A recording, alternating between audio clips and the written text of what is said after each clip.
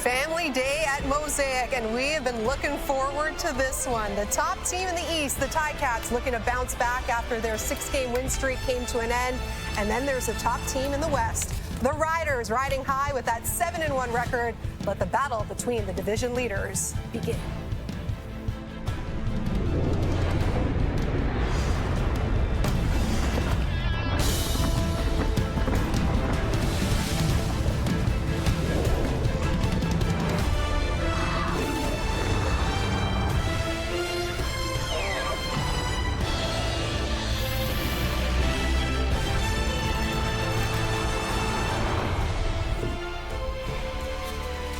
Trevor Harris and the Roughriders are off to their best start since 2013, the last time they won the Grey Cup. And a couple of veteran QBs will be going at it today. The 39-year-old Harris, and on the other side, it is the 35-year-old Bo Levi Mitchell, who's putting together another MOP season. The CFL's leading passer has thrown for 300-plus yards in 4 straight games, looking to keep it going in Regina.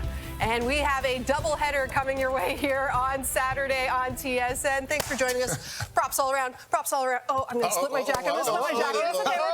We're good. Laura Dykin, Enoch Mwamba, David Sanchez, Milt Stiegel. We've got the Owls and the Lions still to come here on this doubleheader day, but let's get right into this one. Huge game on tap. So what are you keeping your eye on here in this one, Enoch? This is a great one. This is a great matchup. I'm looking forward to it. A great offense with a great defense, and I'm looking to see what kind of defense is going to show up tonight, because we know how explosive this offense is. And with Kenny Lawler somewhat quiet over the last few weeks, is he going to explode today? Yeah, my matchup, and the key matchup for me, is down the field, Tim White and Kenny Lawler against Mike Rose and Micah Johnson. What? I'll tell you why. Here's why. All of the big plays this year from Bo Levi Mitchell are him stepping up in the A and B gaps and getting the ball downfield. Okay. So many of those big plays. The key is to stop Bo from stepping up and hitting those big plays down the field. That boy been watching some film. That's what I'm talking about. You know what? I'm looking at the matchup of these two offenses. Let's be honest. We got the 2 MOP quarterbacks. We have 5 of the top 10 receivers as far as yards go in this game. Hamilton has 3. Saskatchewan has 2. So I'm predicting a high-scoring game. How many points, Milt? 68 points, Jazz. The great Milstradamus has spoken again, baby. 68 points, high-scoring game. That's what the fans want to see, and that's what we're going to get. Well, Hamilton looking to win 5 straight on the road for the first time since 1981. It has been a while. While for the Riders, they've only lost 1 game this entire season. That came at home. Remember that air quality game that was pushed against the Stamps from that Friday to the Saturday. If 2 are returned, you could also win $1 million. Good luck to you, Deb, as we say hello now to Paul LaPolice and Rod Smith.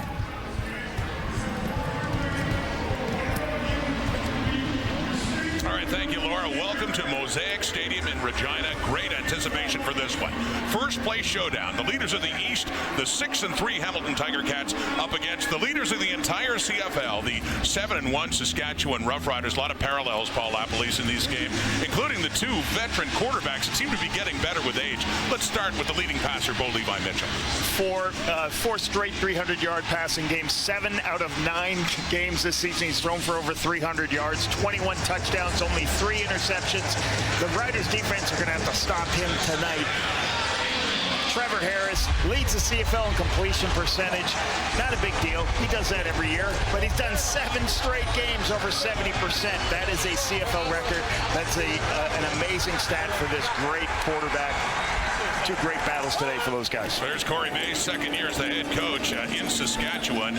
And for Mace, 3-0 against the Ticats in his young head coaching career. Swept last year and won earlier in week 2 in Hamilton. And after that loss, Scott Milanovich's Ticats went on a roll. They won 6 straight games, a streak that finally ended a week ago with a home loss, a dramatic overtime defeat at the hands of the BC Lions. So they're at 6-3 on top of the Alouettes, who play later today. Place against the Lions. A capacity crowd here at Mosaic. A lot of excitement over the 7-1 Saskatchewan Roughriders. And there's Gray McRae, the returner with Mario Alford injured, missing his 3rd game. McRae awaiting the kick of Mark Leggio. Saskatchewan is coming off the bye. They won their last game 2 weeks ago in Montreal decisively. Underway. First meets first in the CFL on TSN. It is McRae taking it at the 10, and he works it up across the 25. Dante Myers on that return. Back there with McRae. On comes Trevor Harris. Just a model of consistency. 11 straight games going back to last season, Lapo, with a completion percentage over 70. And the ability is to process information quickly and understand what coverage he's facing, when it's blitz, when it's zone. He picks teams apart, and he stays on the field. And when he stays on the field and gets more opportunities, then he can take those extra shot plays in the course of the game. And that's why they're second best in the CFL with explosive pass plays. So it's not all the short passes with Trevor. AJ let the running back and takes the football on that carry, gets it up across the 30, but the 32 will let third in the CFL in rushing yards coming into this week. Jacob Brammer don't have a lot of international guards in the Canadian Football League, but this guy is a reason for it. Physical, great pass protector, shows great and helps this offensive line. Dante Myers, 2 explosive plays last week in Montreal. He's got 5 30-plus in the past 3 games and 7 this year with 4 touchdowns. Look for him to get some shot plays on double moves tonight. Gains 4 today. It's early. Yeah, it is. He's getting started here in the second down and 6. For Harris now looking to pass. Has time. Oh, nearly intercepted. In and out of the hands of Jonathan Moxey. Nearly had himself a pick against a quarterback who does not throw many. Right at the Rider 45. It falls to the turf. Third down, Saskatchewan grateful to be punting. 7 people showing up to blitz, drop everybody out, trying to confuse Trevor. A little bit of an undercut by Moxey, the field corner. Easy to find those inside breaking routes and undercut him. Moxey just didn't look it into his hands. Early Hamilton trying to disguise coverage from Trevor Harris. And with the injury to Isaiah Wooden, it is the rookie Quavian White, number 23, back for the return. There he is. Also as a spot in the secondary for the Ticat defense. We'll talk about that in a moment. But here is White on his first CFL punt return at the 33. Goes right and loses the ball after he's gone out of bounds. So Bo Levi Mitchell to come on. Racking up, as Lapo said, 7 of 9 games this season, throwing for over 300 yards, including last week against the BC Lions. And one of the biggest things I think defenses have to do, I've said the last couple of weeks, everybody's worried about stopping the receivers. We're going to stop Kenny Lawler. Well, Keandre Smith had a great game. You know what? You better stop this guy because he throws to whatever receiver's uncovered. You better find a way to slow down his productivity, whether it's blitz him, great things. He's just seen so many pictures in his career, and he's having an outstanding year. You can see the TD interception. That's the best thing he's done this season. 3 receivers in the top 10. As he has time, he looks off to the right to his running back, Greg Bell. Out of the backfield, he has a catch. He easily has a first down across midfield, right around the Rider 50. Quentin Barrow, big offensive tackle, 6'5", 317 athletic. He's going to allow Bo. He's got a tough task today with Shane Ray on his side of the field. Tim White. So many doubles, big plays for him. Last week, 84 yards on 5 catches. Had a great talk with him this week. The talented football player complements this great receiving corps. First down, Ticats. Capacity crowd at Mosaic. Picks up now from the Saskatchewan 49. Little play action pass. And throwing it deep down to about the 10. Nobody there. The nearest receiver, and a late flag comes out, was Kenny Lawler. There was contact with Nelson Lacombo. Late, that flag coming out, a couple of them. And this going against Saskatchewan as the Ticats offense is moving up the field. I think this might be accidental pass interference. Their legs get caught up as they went through there. Pass interference, Saskatchewan, number 26. Spot of the foul, automatic Give first him down. The full pass. Yeah, right there you can see that he's denying his ability to run downfield. I want you to watch the pickup of the running back. Pressure on CJ Rivas. They bring him a lot. Excellent pickup to start the game. Making up, you got to make up all those pressures. You got to see where CJ Rivas is. Corey Mace loves to bring him off the perimeter. Bell does a great job making that stop. So with the pass interference call, accidental down to the 25 of Saskatchewan. Hamilton handing off to Bell. Has some room up the middle. He's still going. And finally tackled inside inside the 10 by Roland Milligan. So the Ticat offense moving down in their opening possession. They've got a 1st and goal coming up around the 9 yard. I love old school football. This is a gap scheme. People coming. We're going to pull somebody around. We're going to block, and then we're going to find a crease up on the inside. You'll see the backside guard pull under center. This looks like 1984 football route. I love it. Power play. Good separation of the defense. Bell gets his shoulder square, knocks it through. O-line moving people off the ball to start the game. Gain of 16, Lapo down to the 9, 1st and goal. Ticats on the move to open things up in this showdown. To Bell again, and that time not much doing, maybe a yard.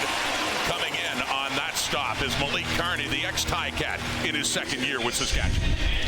Hey, Scoop Carney, we're going to talk about Scoop Carney today. Really interested football player, tied for 4th in the CFL with 4 sacks. I just mentioned him, C.J. Rivas. I mean, this guy's got everything. Pass rush, he's got sacks, interceptions, knockdowns, fumble recoveries, tackle for loss. And Roland Milligan, last game, 64-yard interception return to the 3-yard line versus the Ticats was a key in their victory early in the year. 2nd down and goal, Hamilton. Down from the 8. Mitchell. He's going to look into the end zone. Running around, he'll take off inside the 5. He goes down around the 3. 3rd down coming up. Mitchell just could not find an open receiver as he chooses to pick up whatever he can. It's a 3rd down, though, coming up, and the field goal unit will come on for the Ticats. A lot of motion on this play to try to see coverage. Nobody moving in motion. It's zone coverage. Everybody's saying, hey, we aren't going to give you a throw into the end zone. Let's hold you to 3 points. Good stop by this defense against the top. The red zone scoring of the Ticats are 1st in the CFL in scoring touchdowns. The red zone, so really good stop by Corey Mace's defense there, playing zone in the end zone.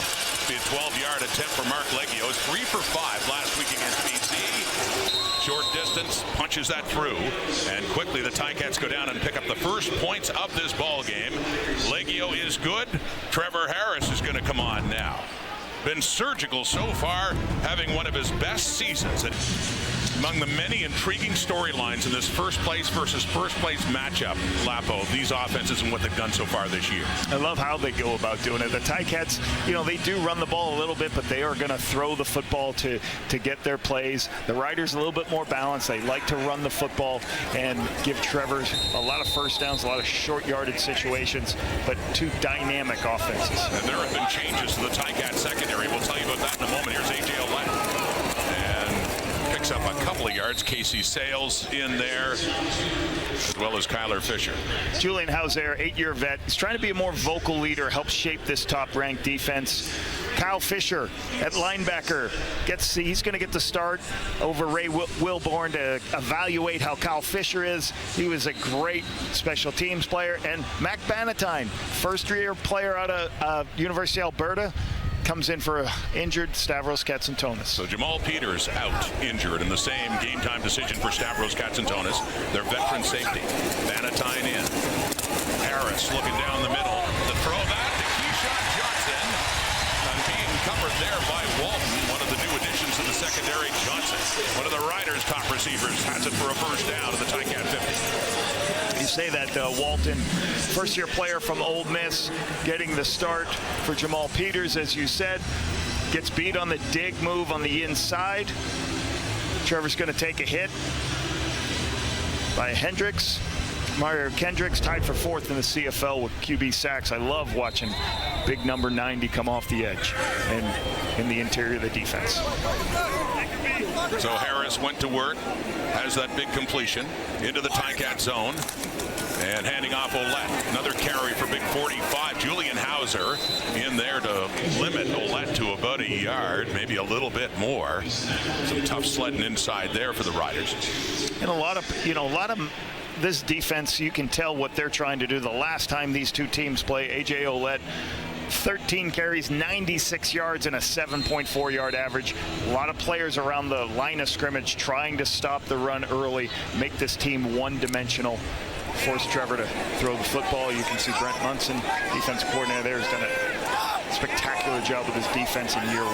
Olette goes out wide to the left for Harris now on the 2nd and long play. Harris looks right, and it's picked off. intercepted, jumping in front of Keyshawn Johnson. On that play was Destin Talbert, who picks up his 3rd interception of the season.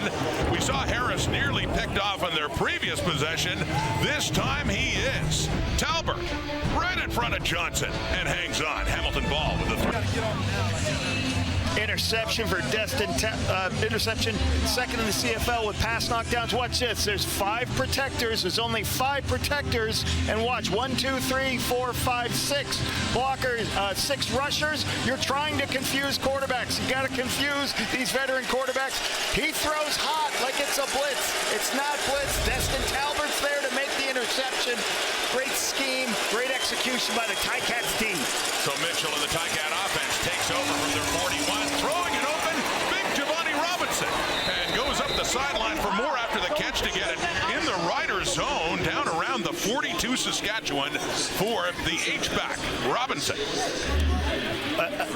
A big point of Bo Levi Mitchell's success this year is his ability to look downfield when everybody's covering the downfield. The 2 biggest gains of this football game have been checkdowns to their backs underneath. That's why this team is so good. When the shot plays are there, he's going to hit the shot plays downfield. But he is so much better now at taking the checkdowns when they show up playing within Coach Milavich's system. 10th catch of the season for Giovanni Robinson, swinging it out to Bell. Has some room inside the 35.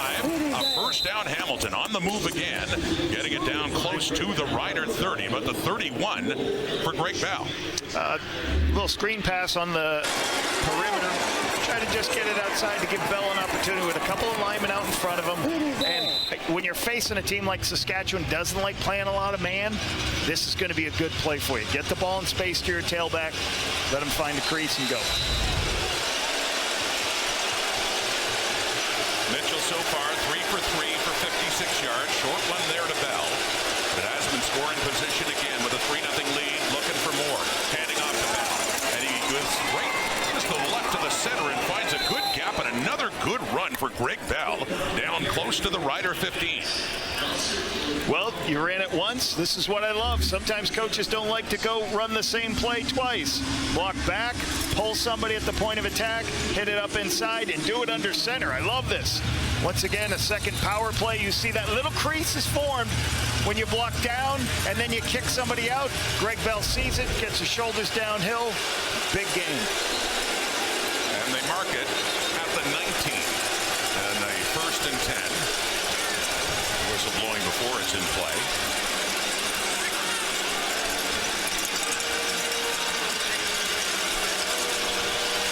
Second meeting of the season between the Ticats and the Riders. Saskatchewan won in Hamilton back in week 2 by 5. Mitchell under pressure, running around, trying to escape and get rid of it. And a flag comes out with all that heat. Malik Carney in there on Bo Levi Mitchell, who just didn't have any time at all to set on that play.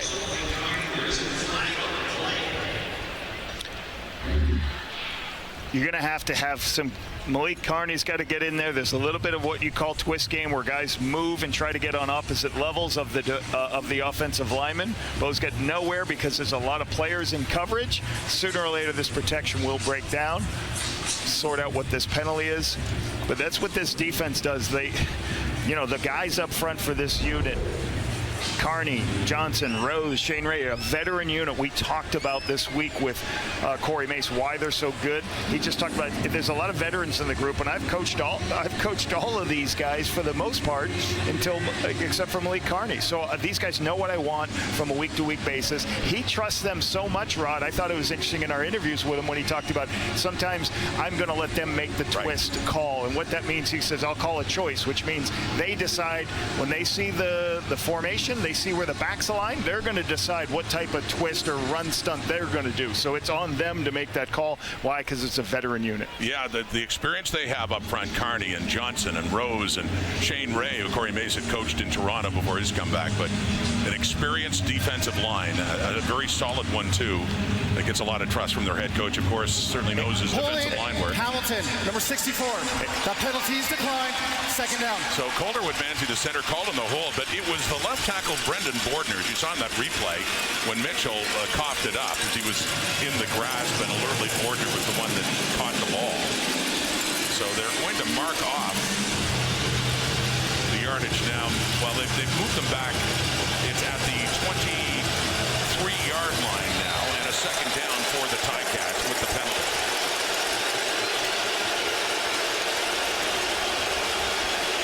Crowd making it tougher on Mitchell now.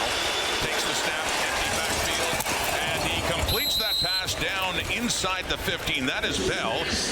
He catches that one shy of a first down, still a few yards shy. Gets it down to about the 13. Mark Leggio to come on again. So, as we talked about before in the first drive, this is the second drive that started in the red zone from the 20-yard line in for the Hamilton Tiger Cats, and another great stop. And Hamilton right now leads the CFL first, 75% touchdowns. Two great stops by the Rider defense. Mark Leggio 1 for 1, had 1 from 12 just a moment ago. This to double the lead, make it 6. Leggio from 20 yards out and gets that one through too. And watch for the kicking game all game, Lapa. We were down in the field and that wind is swirling. Really tough for the kickers to get a gauge. Leggio's just fine right there on that 20-yarder. Hamilton leads Saskatchewan 6-0 first quarter.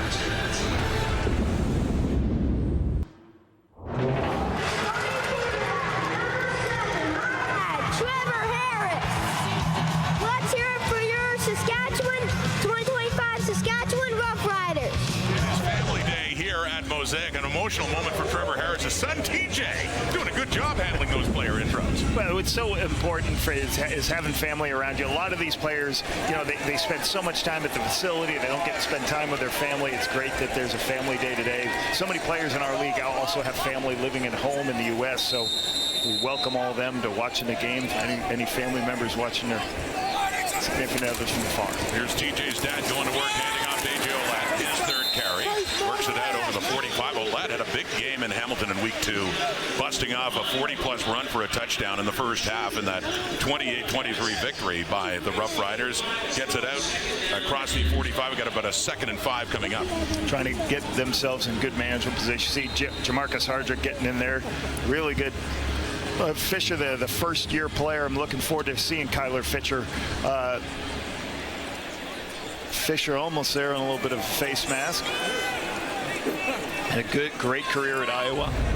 Starting a weak side linebacker for Ray Wilborn. Getting a look at Fisher. And Harris swings it out there to a left. Stiff arm. And good work to get it across midfield. That's a first down for the Rough Riders. Venturing into the Ticat zone.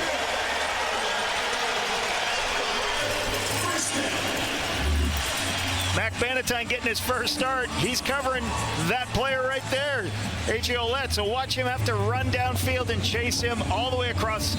Trevor recognizes it, but this is a difficult thing for any player, not just a rookie, to make that tackle in open space. That's why you try to have great backs, make you miss in space.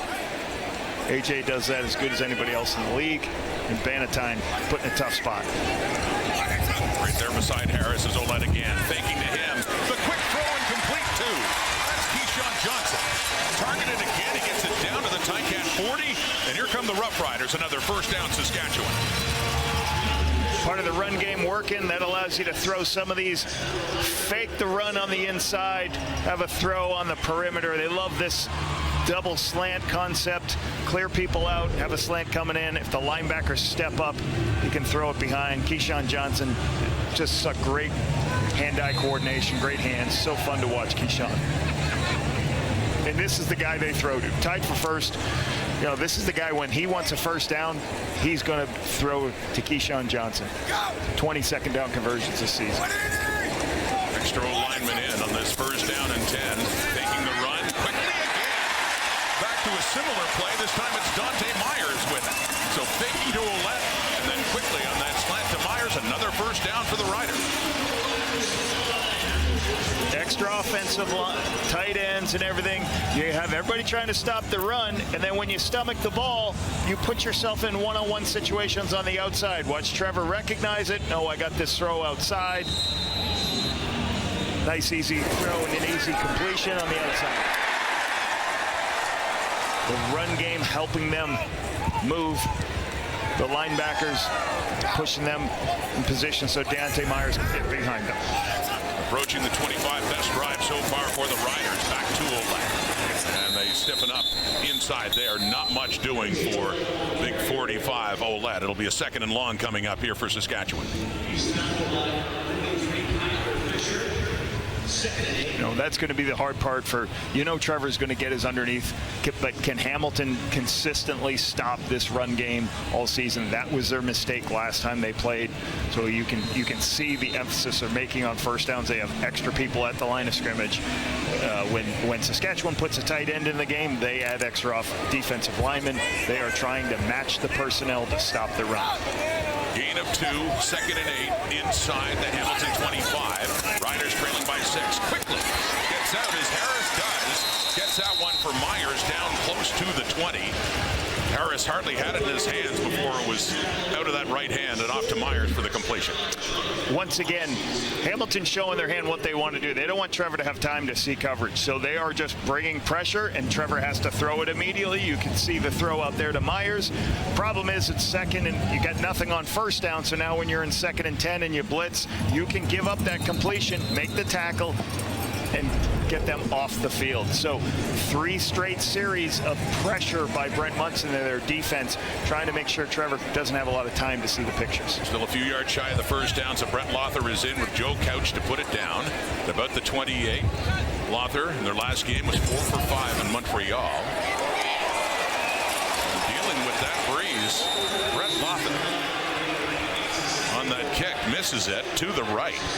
Talking to him before the game how it is just swirling. You could really feel it down there. And he had a tough game against Hamilton back in week 2, and a tough start here as that one is missed. 1 point only on the board for Saskatchewan. 6 matchup of veteran quarterbacks. The numbers bear that out as you look at the wins. You look at the 30-yard passes and where they rank, and touchdown to interception ratio, and 7-1 for Bo Levi Mitchell. Trevor Harris not far behind. With more, let's say hello to Britt Dort. Britt. Well, thanks, Rod. Well, I know a lot of people were really looking forward to this game this week. Some people even saying, is this going to be a Grey Cup preview? And it's thanks in part to Bo Levi Mitchell and Trevor Harris, and them playing some of the best ball of their career. Trevor Harris, 39 years young. Bo Levi Mitchell, 35 years young. Now, I will say, quite the veterans out there. And the biggest thing about these two guys is that everybody's been talking, are they going to be the MOP candidates? Well, you know who Corey Mace thinks they're going to be Hall of Fame candidates. He said that this week. I have the highest respect for the two. I can see them in the Hall of Fame someday for sure. I tried asking Trevor Harris about the age thing about the two of them. He wouldn't really talk about it, but what he did say is that he really respects the way Bo Levi Mitchell has been able to reinvent himself so far in his career. They seem ageless this season, Brett. Here's Bo, and throws that one a little bit high. Intended there for Brendan O'Leary. Orange falls incomplete.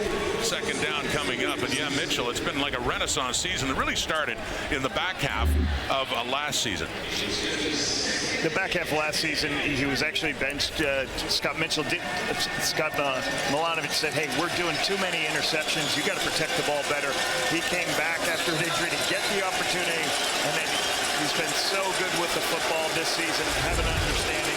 And again, his ability to see checkdowns is like nothing I've seen from him early in his career. Last play, first quarter, Mitchell. He just steps up and he slides and picks up a couple of yards there. So it's 2 and out for the Ticats, who will be punting to start quarter number 2. And it's hard sometimes. You know, like Bo Levi Mitchell, one more point on that is he's been in so many situations in Calgary. Well, now he had to learn about a new system, and now he's doing a great job within the system in year 2. 2 field goals for the Cats, 1 missed field goal for the Riders. That's your scoring through the first 15. Hamilton leads it in the this showdown for Damas expected more at this point in the game, but the defenses have been ruling so far, Lapo. 6-1, the Ticats leading as you look at the numbers through the first quarter. I think for the Ticats, the last time Saskatchewan played the Ticats, they had 288 yards on first down, Rod. So holding in the first quarter only Saskatchewan to 48 yards on first down is right what they want to do for second and long situations. You see they're rallying up and making tackles, so Trevor is not in good down and distance situations. So hats off to the Ticats defense. For the turnovers, the Ticats had the one pick by Destin Talbert. Nearly had one before that from Jonathan Moxey. So, and offensively, Greg Bell for Hamilton, 70 yards total offense in that one quarter, 41 receiving and 29 running the football. This is part one of a doubleheader today. They're out in full force today in Pill Country and around here in Mosaic Stadium. But after this, it's the Alouettes against the BC Lions in Vancouver. Look at Bray McRae, the returner now for Saskatchewan, as mentioned, with the injury to Mario Alford a few weeks ago. Nick Constantino is on to punt it away for the first time in this 6-1 ball game to begin quarter number 2. In this swirling wind here at Mosaic Stadium, the left-footed Constantino sends out one, a little bit shorter, and it bounces and takes a roll there to McRae, who works his way through. A bit of an opening for a second. A late flag comes out too on that tackle. A couple of flags on the field as Saskatchewan gets set to take over.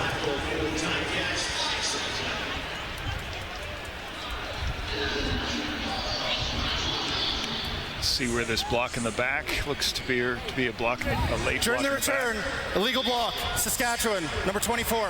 It's 10-yard penalty, first down. We call Mario Anderson on that. It was another rider, Aaron Patrick, late to get up and getting walked off the field on that punt return.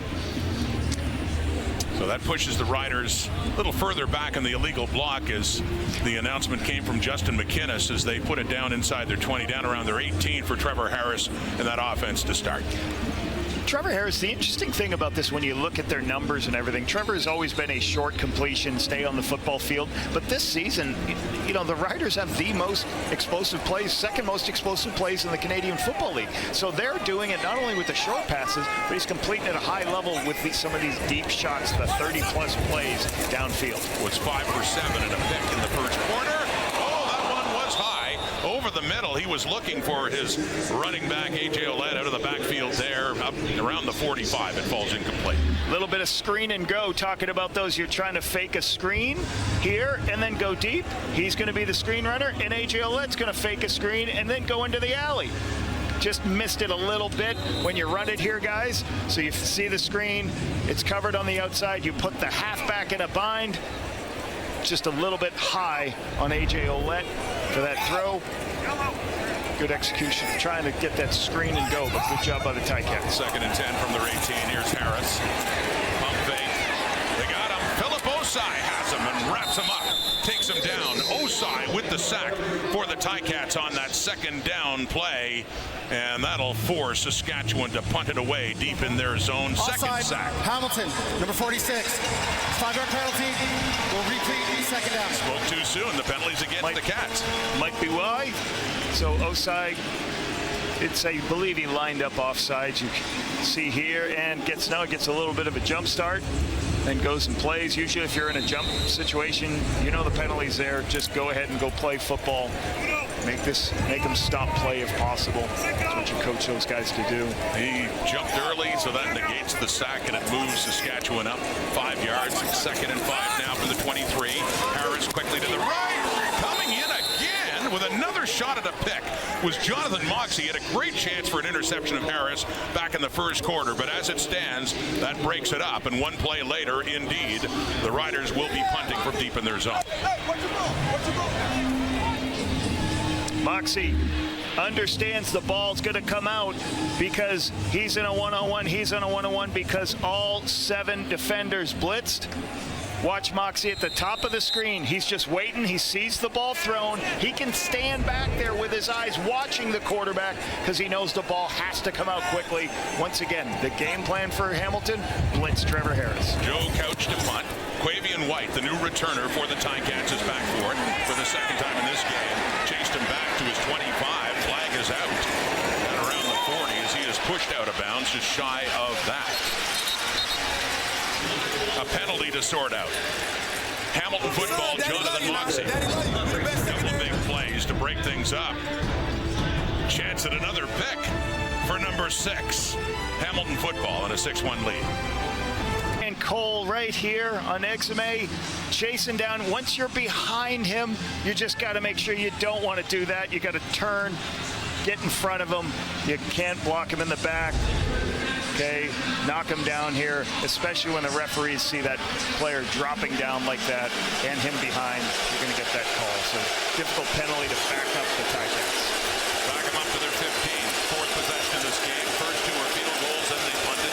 Greg Bell got a productive first half so far as he works his way up to around the 20 for second down and about 5 to go. Trying to get a mixture of runs for Greg Bell early in this game and use a couple extra opportunities to create short yardage situations for both. His second year with the Cats out of San Diego State, Greg Bell.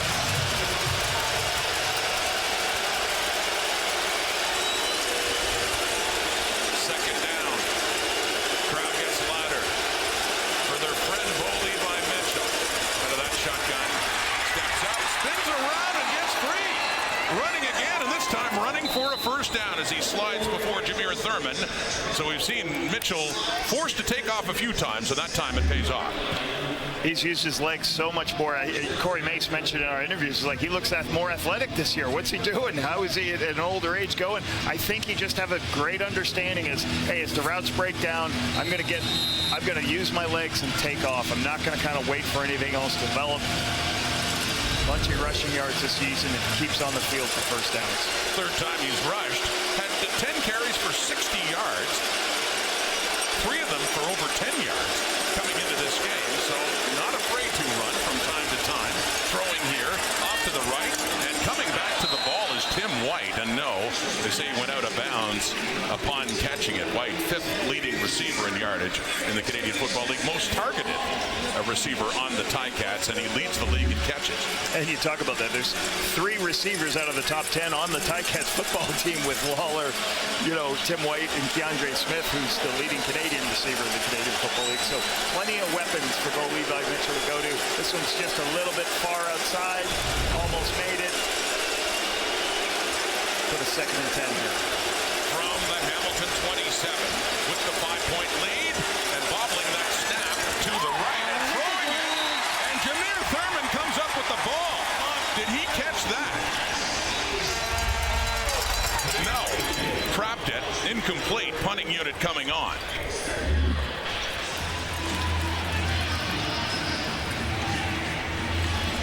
Trying to get confusion. Yet German just does it. It's on the ground. Didn't get his hands underneath it. He drops out from his linebacker spot in the line of scrimmage, showing a blitz look. He drops out. Bo Levi Mitchell can't see it. Throws it to Thurman just a little bit too low. So once again, the Ticats will have to punt. Constantinu standing at about his 13. Ray McRae at the Rider 35. Second quarter. Slow punt driving against that breeze. A good job against that wind for Constantinu. And a good return happening here from McRae up to about the Saskatchewan 53. Harris and the Rider offense coming on again. And we'll have more on Trevor Harris on Family Day here at Mosaic and the week he's had. Stick around. What do you guys think? Game day. What's going to happen? We're going to make it rain. Oh, We're going to make it bomb. We got to get after the Tiger Cats. We can't wait to see you guys out there. Trevor Harris and 2 of his sons there, TJ and Trace. That was on CTV Morning Live. With more, let's go back to Brett. Well, we've seen the Riders, a few of them have a crack at the weather for CTV Morning Live here in Regina a few times, but Trevor did tell us that's the first time he was able to bring his kids in. And he actually said afterward he had a moment to reflect because he thought back and he said, these are the moments I'm going to think about when I'm finished my football career, is my kids being able to be a part of things like this. And he also did give a nod to his mom, who apparently was a local weather person herself back in Ohio. And I will say, guys, I have to give a shout out to CTV Morning Live Regina. That's where I got started. I only lasted 1 week on weather, though. There's a reason I ended up in sports. Oh, Brett, you saying the weather's harder to do? I can believe that. Deep shot, caught, and heading into the end zone for the touchdown.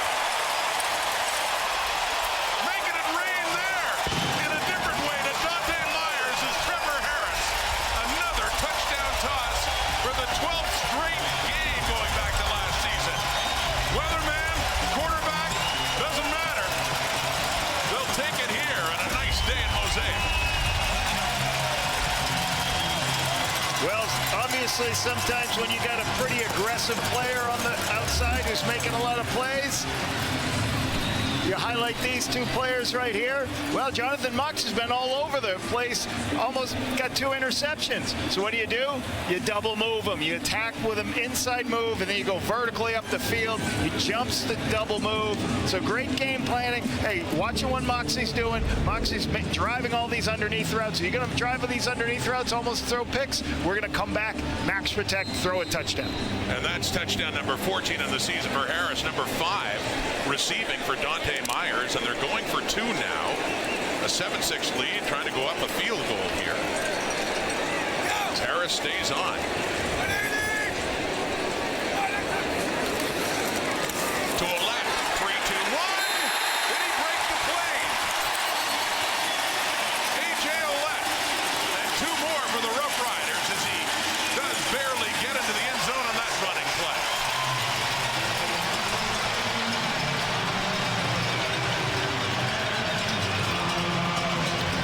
We talked about this team last series. It's not just a quick throws. They try to run the football, and then they're going to lull you this week when they get a bunch of first downs with a shot play. Max protection. You can see all these extra blockers in, and it's a 3-person route with a double move. The double move's not there, but Moxie jumps it. Touchdown shot. And again, Myers gets his 8th 30-plus play of the season. And one of the big play receivers we've seen in the CFL. He leads the way with the Riders in receiving yards and has that for his 5th touchdown. Harris family's loving that. The boys doing the weather show earlier in the week. Getting to celebrate Dad throwing a touchdown pass there for Corey Mace's Riders, and now a 3-point lead.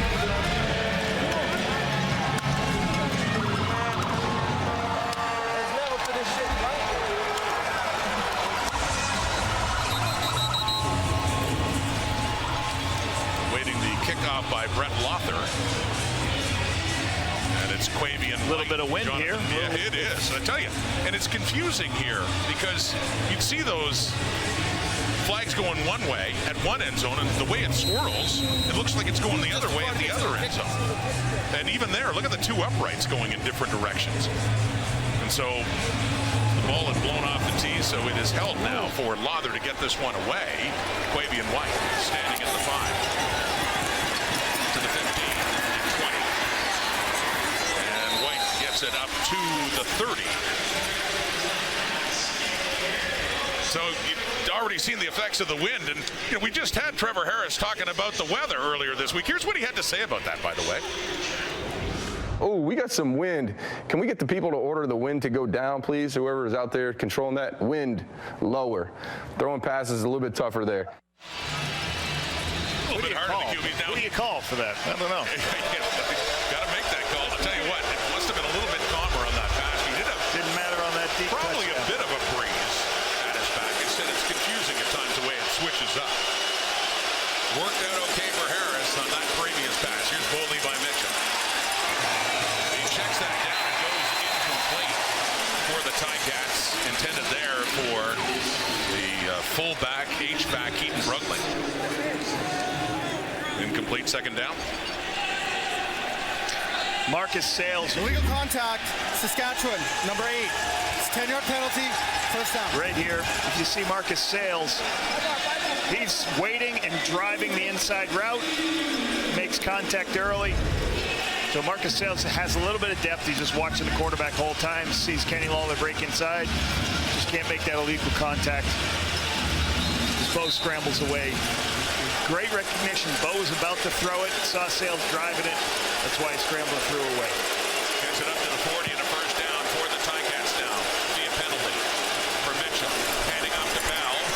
And some success on the ground in the 1st quarter. Picks up 2 or 3 more yards there, up around the 43. And a 2nd down coming up here for the Ticats. And the Ticats are, being aggressive with trying to run the football. And I think back to a conversation. I was fortunate enough to be a guest coach with Scott Milanovic years ago. And he talked about, hey, if you want to get your quarterback in rhythm, you can't run the ball all day long. You have to make sure if you call enough pass plays so your quarterback can get in rhythm. So he's really trusting his veteran quarterback that I can run the ball on first down and still let him execute on second. DeAndre Smith in motion out of the backfield. It's thrown short, coming across Kenny Lawler. Getting him the football for a first down. A.J. Allen in on the tackle, but they'll move the sticks up across their 50.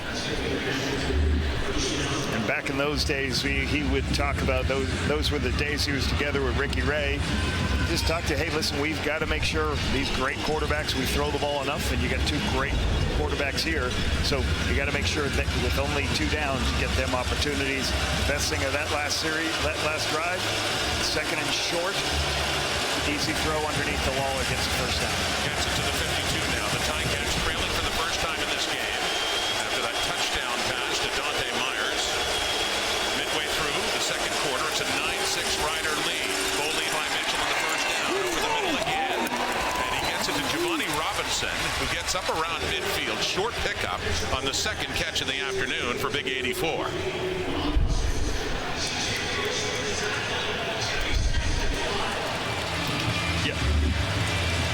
All right, the tight end, not the primary guy, so that's what happens. Okay, he's what you call the spacing route, the guy underneath when you can't find your other throws.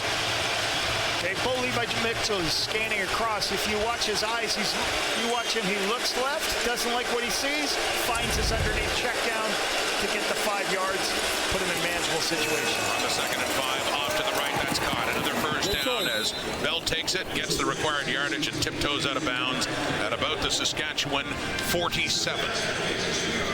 Coming out of the backfield, so on, the early check down on the last play allows them to be able to make this underneath check down once again with the back out of the backfield as he slides out.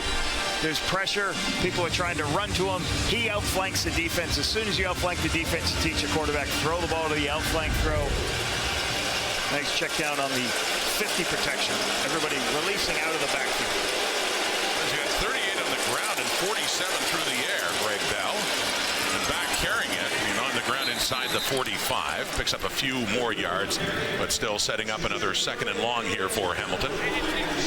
And one of the things I remember talking to Scott Milanovic when he came back to the league a couple years ago, he talked about, you got to run the football in the Canadian Football League because too many teams now are just playing everybody off in coverage. There's so much what you call 4 deep coverage, and guys are daring you to run the football. And that's why you see this Hamilton offense uses extra tight ends. They use Keaton Bruggeling as an H-back, fullback type, so they can get good numbers in their run game. Mitchell, second and 7. Runs out of time, he is sacked. Caleb Sanders comes in and takes Mitchell down back at the 54. And a third down coming up here for Hamilton and pushing them out of field goal range. Caleb Sanders is going to be right here. The center's going to try to slide. You have 3 people going in this direction, but Caleb Sanders beats Coulter Woodmansey. You can see Coulter Woodmansey ducks his head. Once you duck your head as an offensive lineman, they can throw you. Easy get in. And so again, Bo couldn't throw to his first read. By the time he got to his second read, the tackle is made. So good execution of not only the front, but also the back coverage, forcing Bo to his next read. Constantine to punt from the Ticat zone. Flag comes out. This is before the snap of the football. We got a time count coming up here.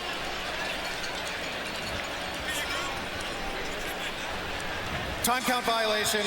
Hamilton, number 31. 5-yard penalty. It remains third down.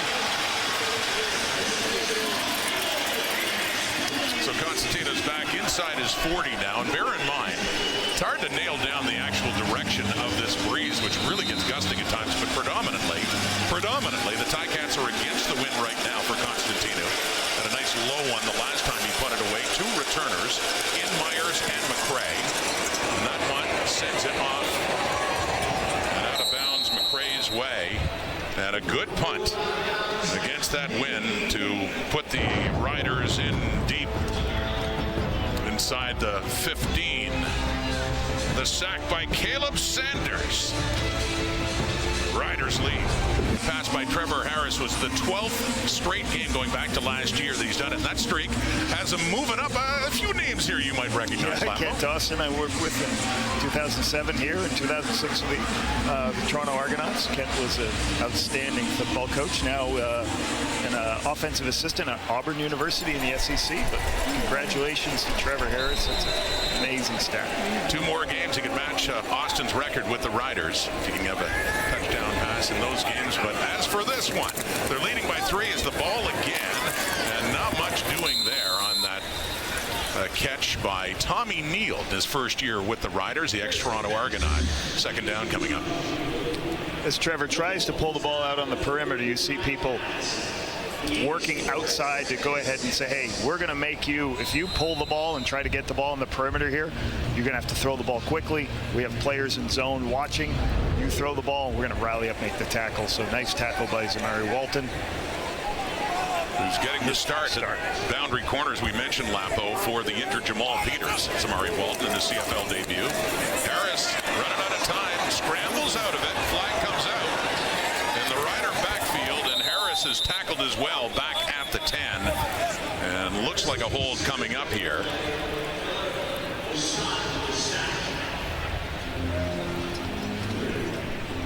Usually when the quarterback breaks, the pocket starts running. The offensive linemen don't understand where he is. As the defender goes to chase him, they tend to hold. Saskatchewan, number 66. It's Jacob Brammer right here. If you watch Jacob, so he's engaged. He thinks the quarterback's inside him, so he's making his block. I think he was holding no matter whether it was a run or not. I think he can't be too high up on. You can see right there, he's too high. It doesn't allow, once he grabs into shoulder pad level right there, that's going to be If you're going to do it, may as well get your money's worth, right? And Jamarcus Ham talked about it. Jamarcus like, yeah, you got to do it a little bit quieter. You got to be a little bit lower when you do that. Keep your hands inside when you hold. So White is back to receive this and making his CFL debut as well. Quavian White for the injured Isaiah Wooden. And Joe Couch to punt it from his end zone. With a breeze at his back and a nice punt too to chase him back to the 30. White to the 40, still on his feet, 45, 50. Not a bad return for Quavian White in his first CFL game. And a better place to start for Bo Levi Mitchell. Huge catch for him, too. Huge catch. Well, the hit HBO original docuseries is back with an unprecedented all-access look at the Buffalo Bills. Hard Knocks, now streaming. That is only on Crave. Seen episode 1. It's very good football. Josh Allen Company looking to take that next step again on that talented Buffalo Bills team. Hard Knocks, more on the inside of that. Tie catch and Bo Levi Mitchell trailing by 3. Getting late in the first half now. Comes up under center. Stands back and he fakes the handoff. Rolling right and completes the pass too, and getting down close to the 50 of the Roughriders there is Keandre Smith. Another one in the top 10 in the CFL in receiving. One of those 3 with the Ticats. Fake this way and then bring a player back across the field. Quarterback boots back that way. Trying to get the linebackers in misdirection as he comes across. Easy throw. Looking at the outside throw, doesn't like it. The deep throw, take the underneath throw to Keandre Smith, the sure-handed receiver from Blake. And again, standing under center and handing off this time in the 2nd and 2. And maybe with a late push, he will get close. That's Greg Bell on the carry. Initially stopped shy of what would be a first down, but we'll see for the spot of the football. Might be a little bit shy here. 3rd down coming up. You can talk about the crowd noise in Saskatchewan. The Roughriders may be affecting a little the things the Ticats do. This is the 5th time I've seen the Hamilton Tiger Cats run under center with their quarterback, which you don't see a lot in the Canadian Football League. But when you get that close to the offensive lineman, you can bark out the cadence, especially on these short yardage situations. So I think that's why they're doing some under center stuff here. Well, they got close, but not quite. About a foot shy. A 3rd down coming up here for Hamilton. The 3-minute warning has been issued. A meeting of first-place teams. The Ticats led much of the way early on, but a touchdown for Dante Myers.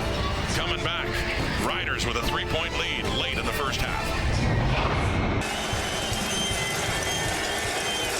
Lauren, the paddle coming up at halftime. Love the watermelon get up, especially with the mask. It's a third down.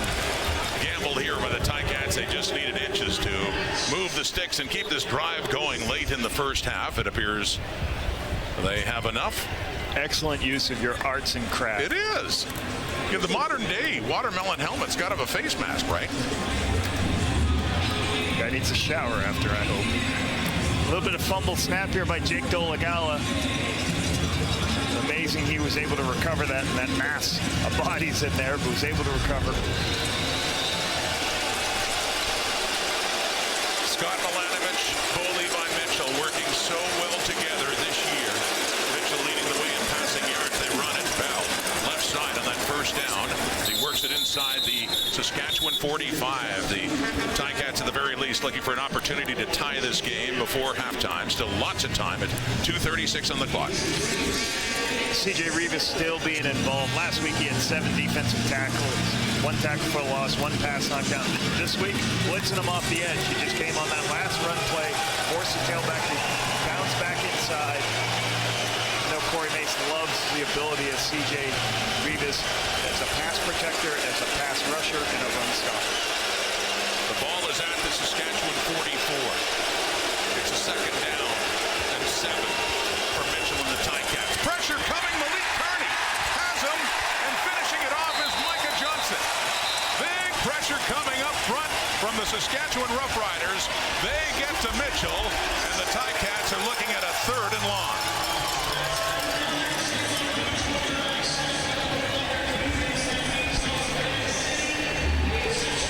Five protectors. Watch it. Count 1, 2, 3, 4, 5, 6. 6 rushers coming. Malik Carney's free. So I'm not sure what happened here, whether Bo didn't know he was going to be the free player. Usually one player is free when it's an empty protection, whether Bo thought it was coming from the other side or not. Malik Carney makes the play, coming off that free edge. A little bit of pressure from the Riders also defensively, trying to stop these high-powered offenses. So the drive stalls. 2 minutes to the clock until halftime. Constantino at his 45. Punch this one away, and Ray McRae comes running in for it. Down at the 20. And up to about the 23 for Trevor Harris and the Saskatchewan Roughriders. You see right here, the line's going to slide in the one direction, and the quarterback's supposed to know Hamilton, which number way. 32, 15-yard penalty, first down. We have a no yards call. Bozo is shaken up. So I was saying, Rod, the line's going to slide in one direction. Bo's got to handle the last player, whether he wasn't on the same page which way the line was sliding or not. A little bit shaken up after that one, going back to the iPad to see what's happening. More of a defensive struggle in this game of 2 high-powered offenses. It appeared that Mitchell was hurt there as he's going over the tablet. Wait and see. Harris. Another deep look to the right. And this time there is coverage there with Walton. And Robistelli wants a flag, and the fans do too. You can hear him react. Walton one-on-one coverage there against Joe Robistelli down the rail to the right. On the outside, looking for an inside. Can I get an inside play? We'll link these 2 players. Go ahead and watch those 2 guys go in. There's a little bit of contact here. We'll see if the challenge flag comes out here. They're going to take a look at a couple angles to see. Some contact made there with Walton and Robistelli, and a challenge flag has been issued. Saskatchewan is challenging the previous play for pass I think it's something you should challenge. The play will be reviewed.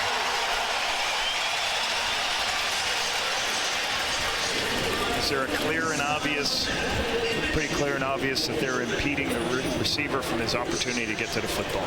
Another one of those plays, too. When you look at it on a replay, it looks different than when you look at it at game speed sometimes. And as you mentioned, game speed, the replay center will look at this, and they're not going to slow this down. They're going to try to watch as many angles from real time to make that decision, because they don't want to be. They know the game happens so fast, and full speed and see if there is contact before the ball gets there. Ball is at the 35. It's a big challenge here as the Riders with a 3-point lead and looking for more before halftime. 1:41 on the clock. The 7-1 Saskatchewan Roughriders off to a great start, leading the way in the West in the entire CFL. Their lone loss was to Calgary back in Week 6 when Robustelli had a career day, nearly 200 yards receiving with a new member of the Saskatchewan Roughrider receiving corps. Another look. This is PI.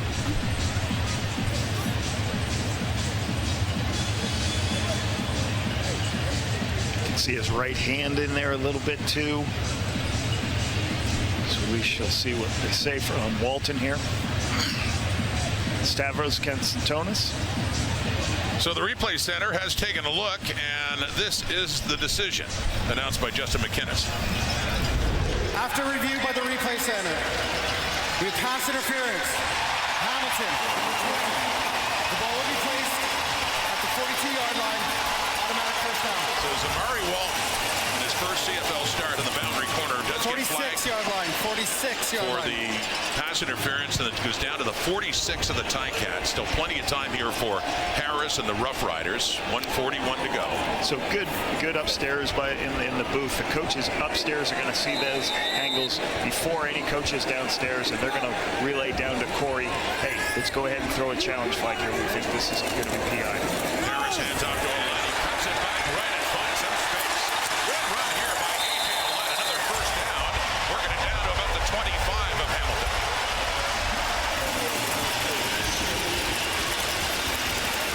The game's about contain. If you want to contain the quarterback, you're going to leave an area for the back to wind it back to. Watch what happens here. Duncan Busby's coming across as he releases out, but when you go take Trevor Harris away, you're going to leave an open gap, an open area for the tailback. The front side was blocked correctly. Big jump outside for A.J. Olette. Big run. Got to make sure you do anything. Let Trevor Harris throw the football in the perimeter. Back in the ground, and this time it's Mario Anderson with his first carry of this day. Another running back used by the Roughriders, working it down to the 25. That one starting at the 29, about a pickup of 4 yards. Second down coming up.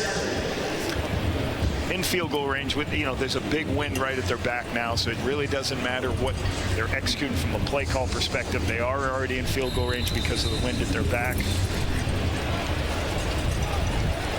It's Mark Mueller, offensive coordinator. Harris resets, so let back in as running back. Changing the play. Watching the play clock. Gets it away. The pass here to the end zone.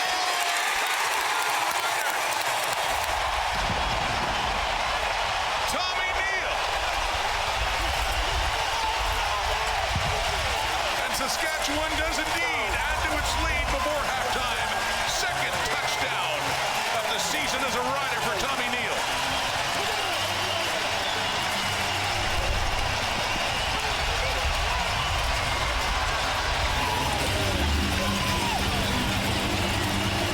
Trevor sees Tommy Neal in man-to-man coverage. They've got kind of a double move for him. Wheels up the sideline, gets behind the defense for the touchdown before the safety can come over there. And that's not an easy catch when you know there's a safety coming to give you a shot. Excellent catch by it had a great career, McMaster. And, it's a great signing for them to bring Tommy Neal into the building. Good veteran presence. That's point after through for Brett Lother. So that caps off a 4-play, 75-yard drive in only 41 seconds. Still a minute 5 left here till halftime. Okay. Take a look right here. He's going to start to run in and then wheel route. I think it was the number 3 receiver who ran a wheel route up on the sideline. Okay. Trevor recognizes it, but there's a lot of communication going on right here. We'll show this after break. They're trying to change the play as they see pictures. They're adding in a protector because they're worried about how many blitzes they've gotten. Then they hit the wheel route up the sideline. So a lot of communication going on for both offensively and defensively. Just the fourth game as a rider for Tommy Neal, signing on this year. His first touchdown was 2 weeks ago in Montreal when he had a couple of catches for 39 yards, a 26-yard catch, and then that one, TD number 2 for the ex-Toronto Argonaut, as you say. Lambo, his 5th year coming out of McMaster. Yeah, Trevor knew right away, I got max protection. We're going to add people into the box. After he changed the play himself, now I know I'm picked up. I can go find my double move football player, Tommy Neal. Quavian White, Jonathan Moxey back for this kick by Lother. Saskatchewan's opened up a 10-point lead late in the first half. White takes it at the 5. Coming in, that's Nelson Lacombo. Laid a hit on White. 1 minute on the clock. And a lot of field to cover for the Ticats if they want to add to their point total before heading to the dressing room. And Bo Levi Mitchell coming back on again, and Laura Dykin, Enoch Mwambo, Davis Sanchez, and Miltradamus himself.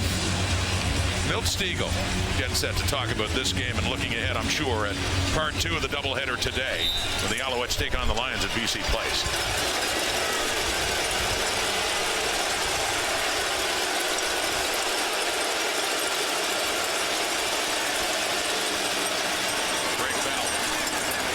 To the 29.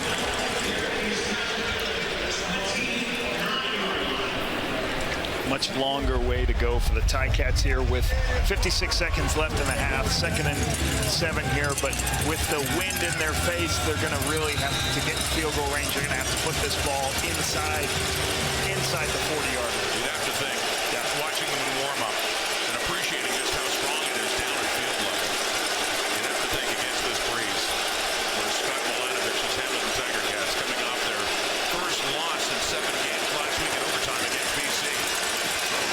He has time, and he completes it over midfield, too. Well, that'll pick up a lot of yardage in a hurry with a guy that's used to doing that. Kenny Lawler, their leading receiver, and a big first down into the Riders zone for Hamilton. Hits a seam pass into the middle of the field. Riders kind of dropped out from a blitz look into a zone look. Kenny Lawler is a huge target. Bo found him immediately, recognized it wasn't blitz. Passing again. Gets rid of it. And now, intended for Keandre Smith, the closest receiver there. It's incomplete. He thought Keandre Smith might have been going deep. That down on the sideline. Keandre Smith was waiting on the sideline. Stayed on the sideline.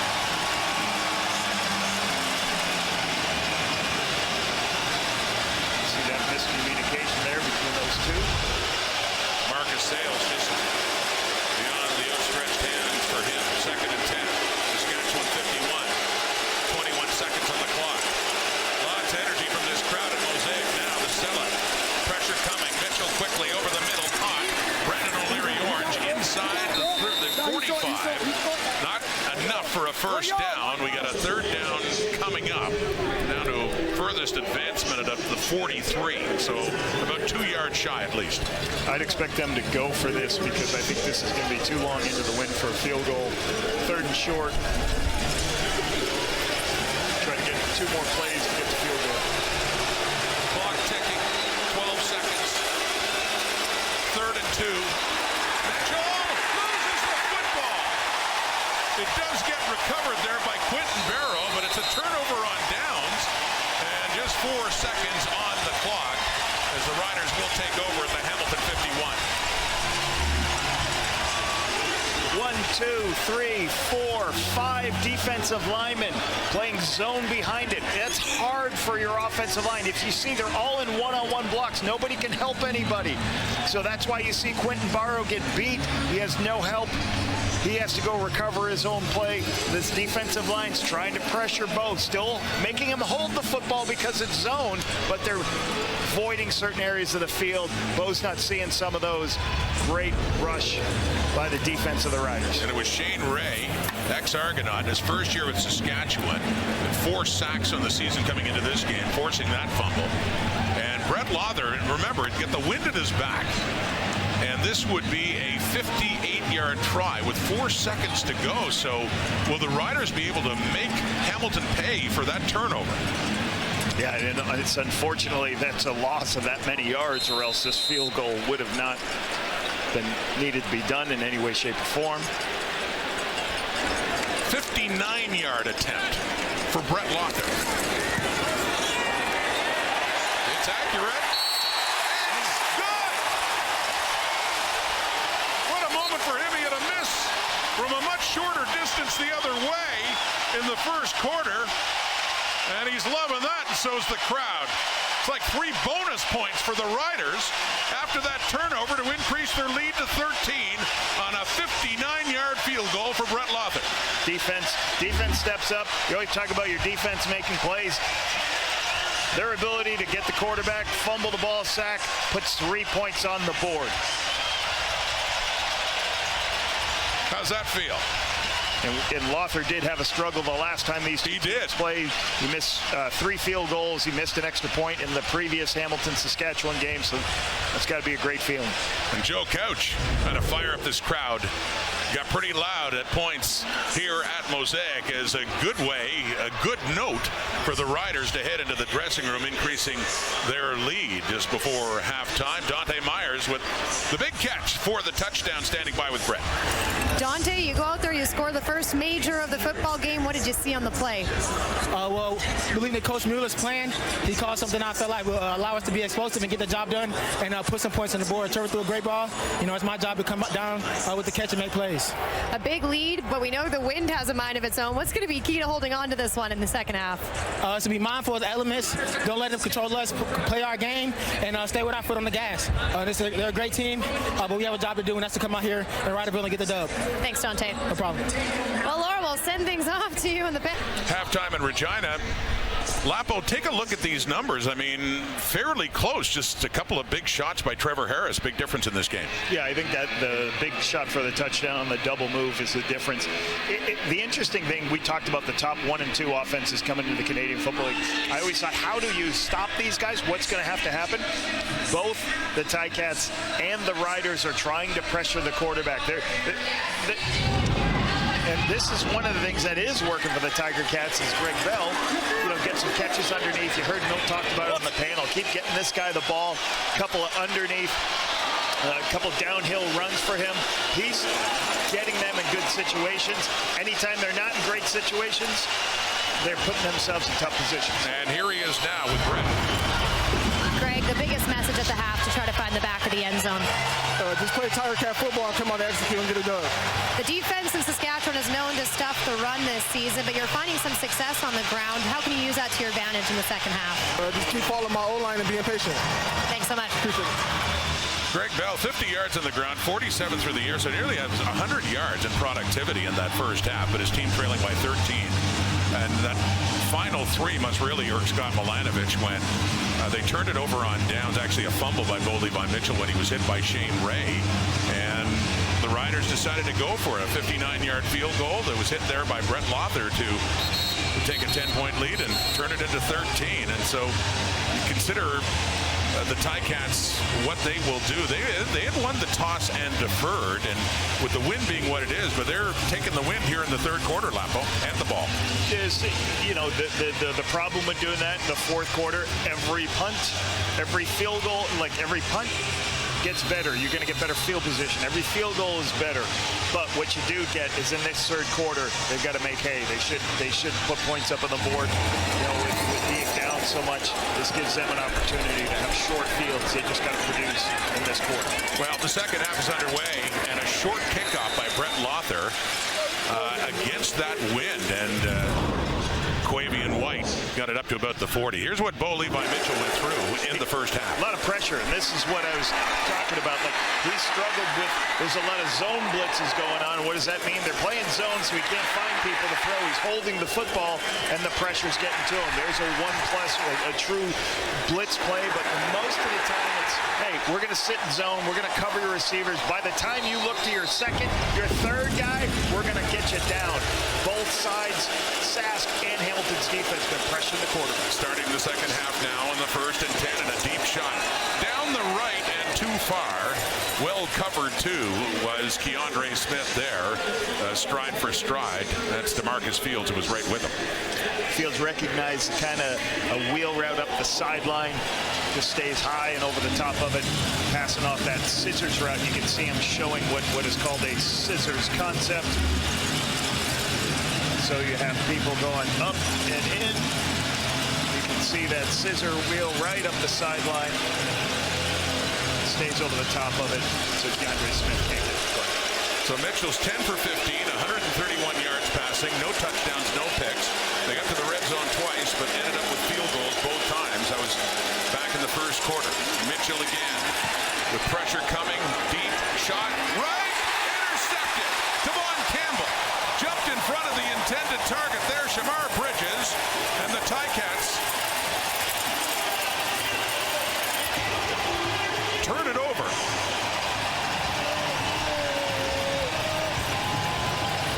And Mitchell does seem to be hurting on that play as well. Extra guys at the line of scrimmage continue to try to bring pressure. Okay, you see the center gets beat. You like sometimes having your linebackers on the center. I think you get good opportunities. I think Malik Carney was lined up over in that spot. That's a mismatch center on a defensive end to be able to go make the play. It's the ball's short. Campbell's there to make the play underneath it.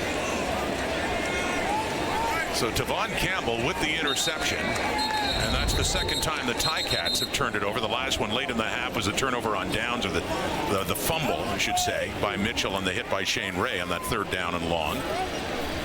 Back to the CFL after several years in the NFL, Devon Campbell, and his third interception was with Saskatchewan in 2016, then the Alouettes in 17 and 18.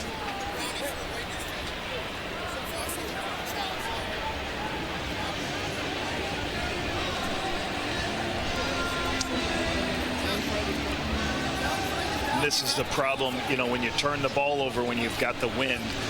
You want to make as much hay. Hamilton is challenging the previous play for roughing the passer. The play will be reviewed.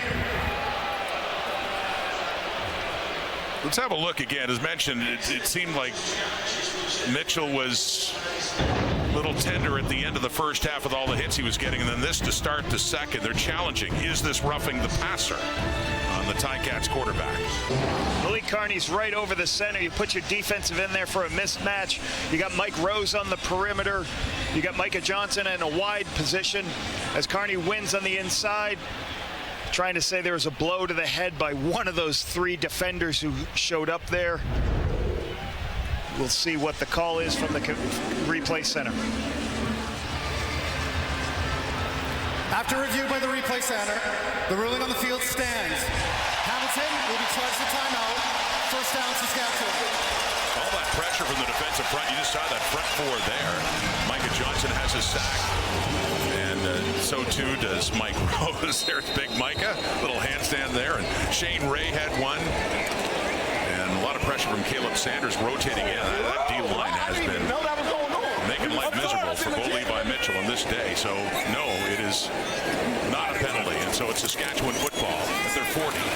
And running is A.J. O'Latley. Picks up a couple of yards only. Set up a second and short. It's Kyler Fisher getting the start at weak side linebacker for the Cats in that tackle.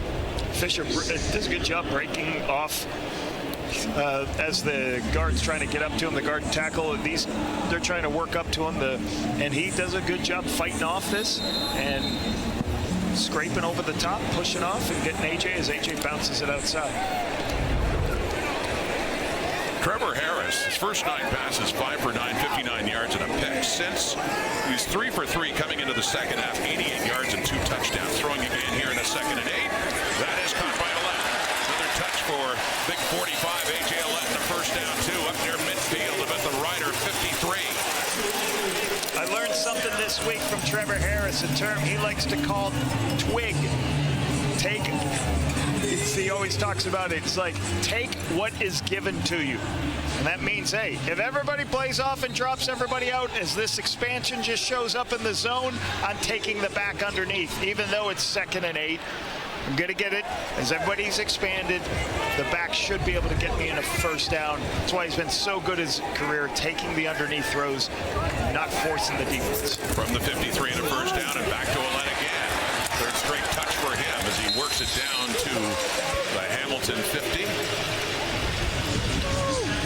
And what Saskatchewan should be doing right here in this series is they want to actually conserve time here. They want to like run time off the clock.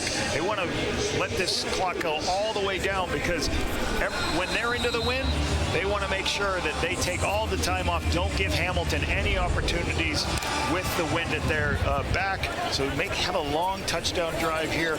Snap the ball with 5 seconds, 5, 4, 3. Eliminate the time for the Ticats with the win. 7 more yards for Ouellette. 2nd and 3. Throwing, caught, first down, Keyshawn Johnson.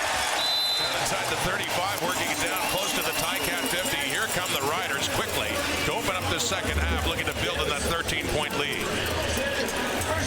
Trevor Harris is going to look to... He's going to look over here to his right first and then flip his hips and comes back. So you can see with his eyes, I see somebody over to the right, but there's 2 people over there. He doesn't trust it. Watch how quickly he flips his hips and finds the next throw. Take what the defense is giving you. There's a twig call right there. Another good read by him. Not taking the one-on-one when it's covered by 2 people. Harris off to the right. It is caught. Not much there, though. Tommy kneeled right down to the 30, and a flag is out right around the snap of the football at the 30. This could be a high-low block here. This could happen. And again, when there's quick game passes, you can cut. The offensive lineman usually will cut defensive linemen to try to get their hands down. And there might be a high-low that happened here. Neal doing a touchdown catch, his 2nd of the season, earlier in this game in the first half. So watch this. I think he's going to cut here, and as he goes to cut, yeah. Saskatchewan, number 66. It'll be 15 yards from the end of the play and 2nd down. Okay, Brammers can't cut him out of his legs as there's another offensive lineman engaged with him. Not allowed to do that chop block there. So that's going to draw the penalty. You try to do that to keep defenders' hands down. You want to, they put their hands down to protect themselves, and then the ball's thrown.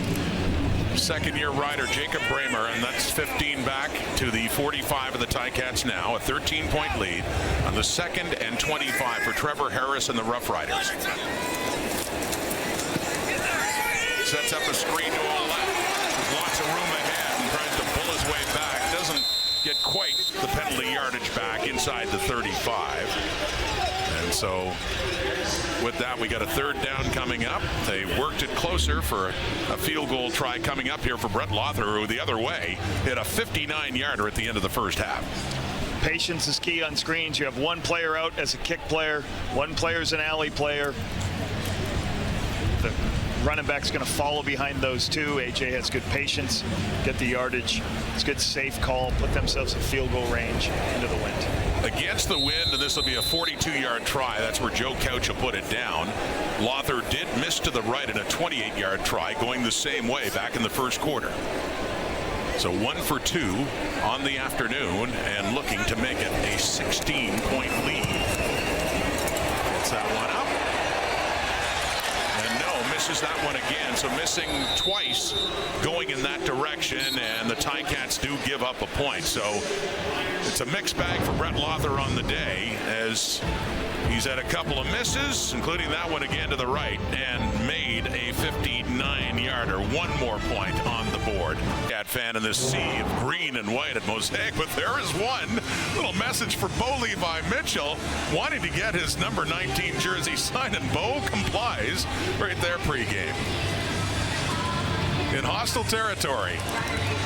Jersey goes up, Sharpie goes up, he's got himself an autographed jersey, and he's proudly wearing it among these Saskatchewan Roughrider fans. Bo Levi Mitchell, there were rumors about him possibly going to the Riders after leaving Calgary, instead signing on with Hamilton a couple of years ago. So here he goes to work.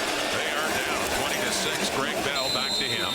Mentioned a productive first half on the ground in the air. We had close to 100 yards. One of the reasons our league is so great is the access fans have to our players. And that's, you know, I think in my 20 years in the league, like, I just love the fact that the players are so good at trying to help in the community, live in the community. And Bo Levi's has just been a model citizen for our teams throughout this league and really been a great ambassador for the Canadian Football League. Well, you certainly notice it here. That's been well documented over the years. A great crowd here at Mosaic Stadium to cheer on their first place Riders. 2nd and 6, Mitchell to the right. Deeper.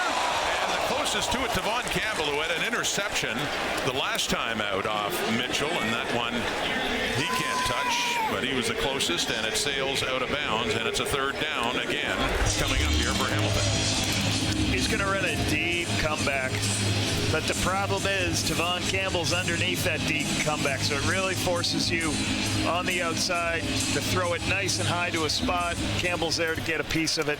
Campbell's going to sink underneath that the whole time and force you to throw underneath. Nick Constantino is the punter for the Ticats. Dre McRae, the lone returner, back standing at his 10. With the wind in his back for Constantino. Taken, bobbled, caught, no! Coughs it up! Ticats on the ball! What a break for Hamilton! As McRae twice couldn't find the handle and coughs it up. A big turnover here as they still wrestle for it, but it looks like the Ticats indeed have the football. A celebration there. Ronan Horrell, the rookie, at a UBC. The wind can play some tricks on this football.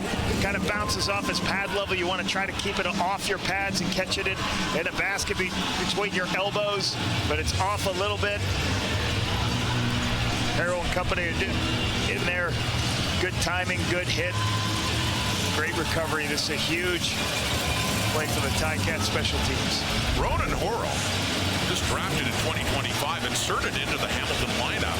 Their last game against BC, similar situation. It had the big recovery on a bobbled punt return. He's done that twice. Here we go. Opportunity knocks. Hamilton Tiger Cats. Mitchell. He dumps it off. That's Keaton Brudling, and a flag comes down. Brudling, the ball carrier there after that catch on the short pass to get it inside the 10, pending the flag. And an injured rider down. Looks to be Malik Carney. A lot of discomfort there as he's getting some attention now. Quentin Barrow involved as well, and he looks a little worse for wear as well, as he initially got some help getting up, and he's down on again on the turf. Barrow and Carney. Holding Hamilton, number 59. It's 10-yard penalty. We'll repeat first down. The penalty on Barrow. So this was on Quentin Barrow as he went through. You can see the right tackle right here. He ends up drawing the hold as Bo can't find his primary read. He basically pulls down Shane Ray as Bo scrambles and doesn't find his. And that's one of the things, I think the reason the Saskatchewan Roughriders are having a lot of success, Rob, is because as Bo looks to the left, can't find anybody. It's a zone. I can't find any throws. By the time he flips his hips, he doesn't have anybody to throw to. So still 2 players down. So it was a separate spot. Malik Carney and Quentin Barrow. We'll take a break. Ball game was the red zone, and looking at the ranks of the Hamilton Tiger Cats, what they could do. First in the Canadian Football League in scoring touchdowns inside the 20. They're 0 for 2 right now, and in a long yardage situation on their 3rd trip inside the red zone, Rod. So they were at the 12 after recovering the fumbled punt return, but penalized with the hold for the 22.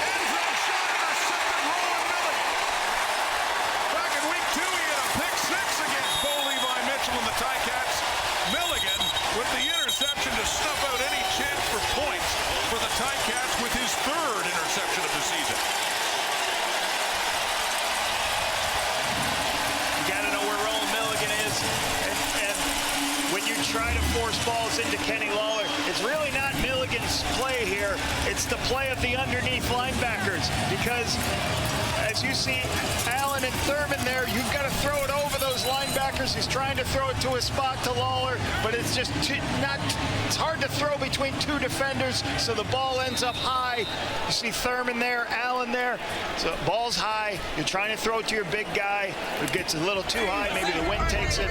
Roland Milligan's there for the interception. The Defensive Player of the Year in the Canadian Football League in 2024, Roland Milligan, with another interception.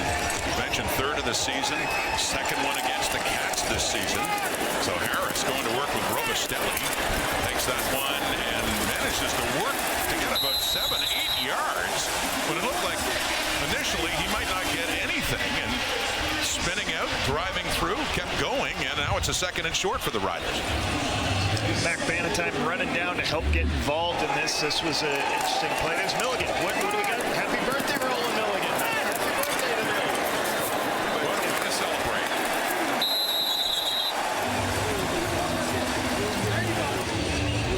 They did the go with the bender. Go poison. Oh, poison? Try something else. 2nd and short here. His 31st birthday lap. 2nd and short, A.J. Olette gets the first down and gets more.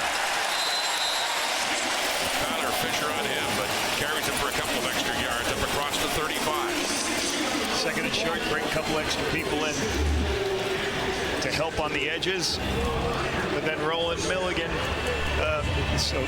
then A.J. Olette is able to wind it all the way back and put him in a good situation where everybody's covered. There's nobody on the perimeter of the defense as they brought people in, so A.J. Olette bounces it outside.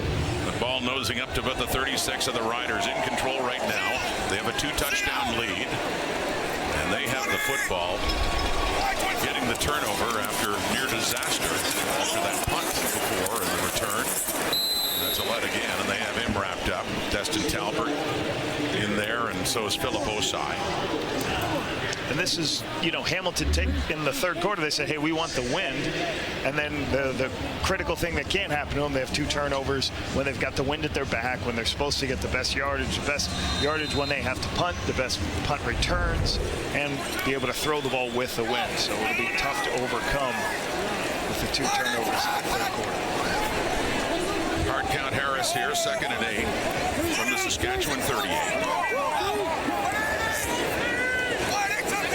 He resets, quickly throws to his right. Duncan Busby hit there and knocked down by Moxie, but Duncan Busby with his first catch of the afternoon.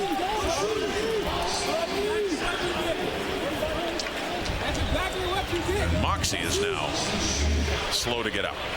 Trevor doing a little bit, calling plays at the line of scrimmage, recognizes Busby in that space in the defense. Moxie can see it, just cannot get there in time. He's running all the way down from his field corner position, but because Trevor sees it so quickly, it should be a catch and a hit like right here. You see Moxie heading off the field for a playoff. They're starting to blitz now, right? So y'all just stay tight to the box. Let them bubble around y'all. It's about a yard shy, and that catch by Duncan Busby. Short yardage, 3rd and 1. Tommy Stevens, the big short yardage QB, is in for the first time in this game. Stevens, not often denied and not denied there either, as he gets easily enough to move the sticks. Another first down for Saskatchewan as Harris makes his way back on.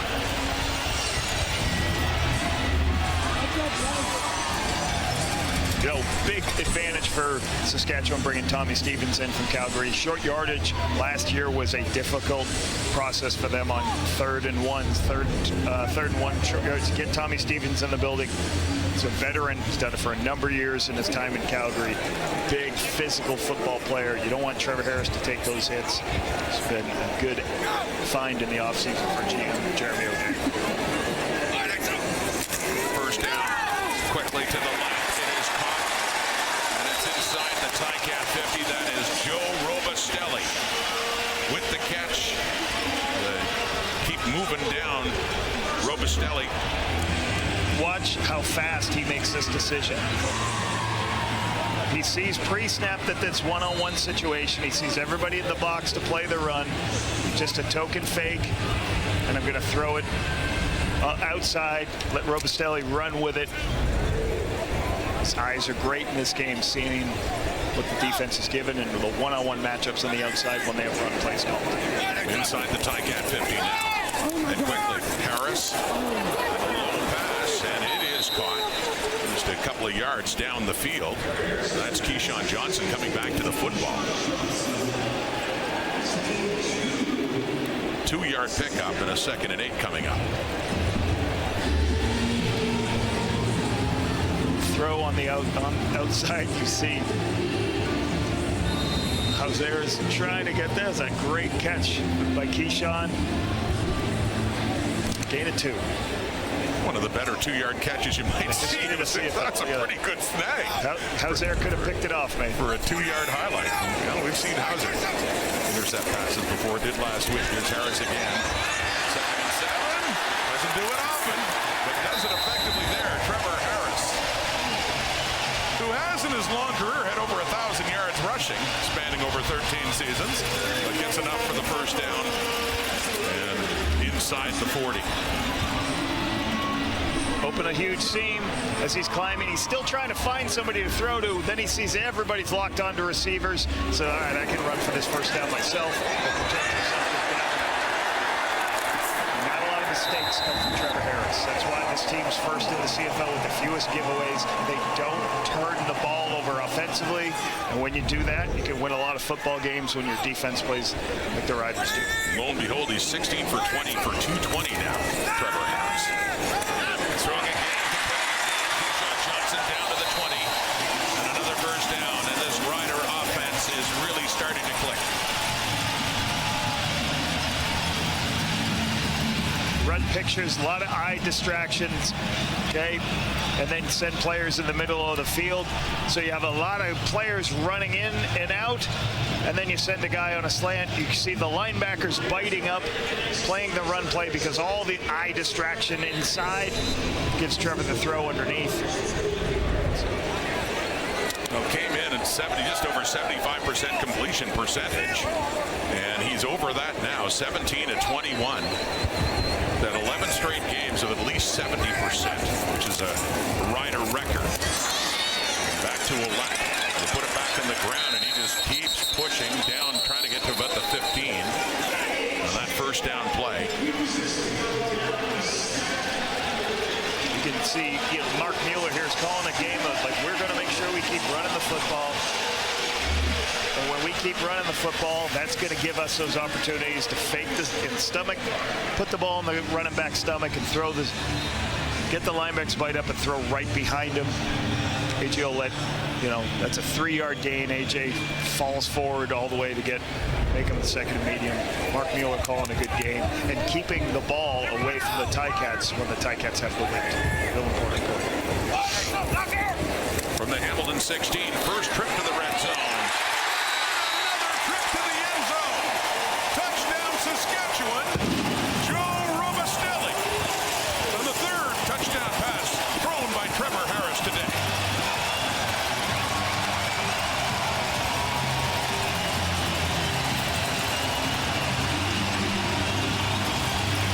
Hardest part of Trevor Harris is how many times, if he stays on the field, sooner or later he's going to know what the coverage is, and he's going to see the picture, and he's going to throw it. He looks right, flips his hips back left, sees Robustelli in the underneath part of the zone for the touchdown. He just stays on the field. He doesn't make mistakes. He keeps getting first downs, and he's going to strike either with a big play or going to find a hole in the zone. And with a 20-point lead, offense stays out, and they will go for 2. Robustelli still on there after that touchdown reception for him. It's mentioned his biggest day of all about a month ago on this field against Calgary. Ouellette had one earlier, not this time though. A.J. Ouellette is stopped short. After an 11-play, 90-yard drive, they got the touchdown, but they don't get the 2 points after this time around as it remains a 20-point lead. Trying to make it 22. There it is again. Harris to Robustelli. Touchdown, Saskatchewan. Trevor Trevor Harris on a couple of underneath throws early, get this drive going. A.J. Ouellette with a couple of bounce it outside runs to get this drive going. Stomach, throw the ball into the stomach and then push it downfield. Everybody plays coverage. I'm going to scramble myself. Get Keyshawn Johnson and then seeing the hole in the defense to be able to make the play. Good drive, right? Mixing up what you're calling left to right. Robustelli's in a good spot. Trevor finds him. Robustelli, remarkable story we've talked about before. Tusculum. But perseverance when he thought his football career was long over and encouraged by family to get back, give it another shot. And Jeremy O'Day saw him at a free agent camp, says, you got to go play some football. Get some film. Get us some film we can see it. Robustelli tried out for the Team USA men's national flag football team. It's an interesting story. I heard it earlier this year. Off the kickoff return. And so Ticats in a deeper hole now. That's White with return, and the flag is out back where it was kicked away. Second career touchdown for Joe Robustelli. Offside, Saskatchewan, number 91. It's a 5-yard penalty. We'll re-kick. So an offside call in that kickoff formation for the Riders, so they will do it again. Mitchell heads off for special teams. Second half today, Bo Levi Mitchell 0 for 4. He's been intercepted twice, and just a different tale in the second half. Trevor Harris is 10 for 10, 106 yards, and a touchdown pass. Looks like right here.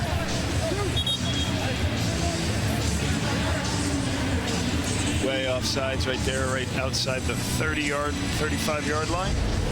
Bit of a head start there for Aaron Patrick on the special teams play. So this time Lother from the 25 to kick it away.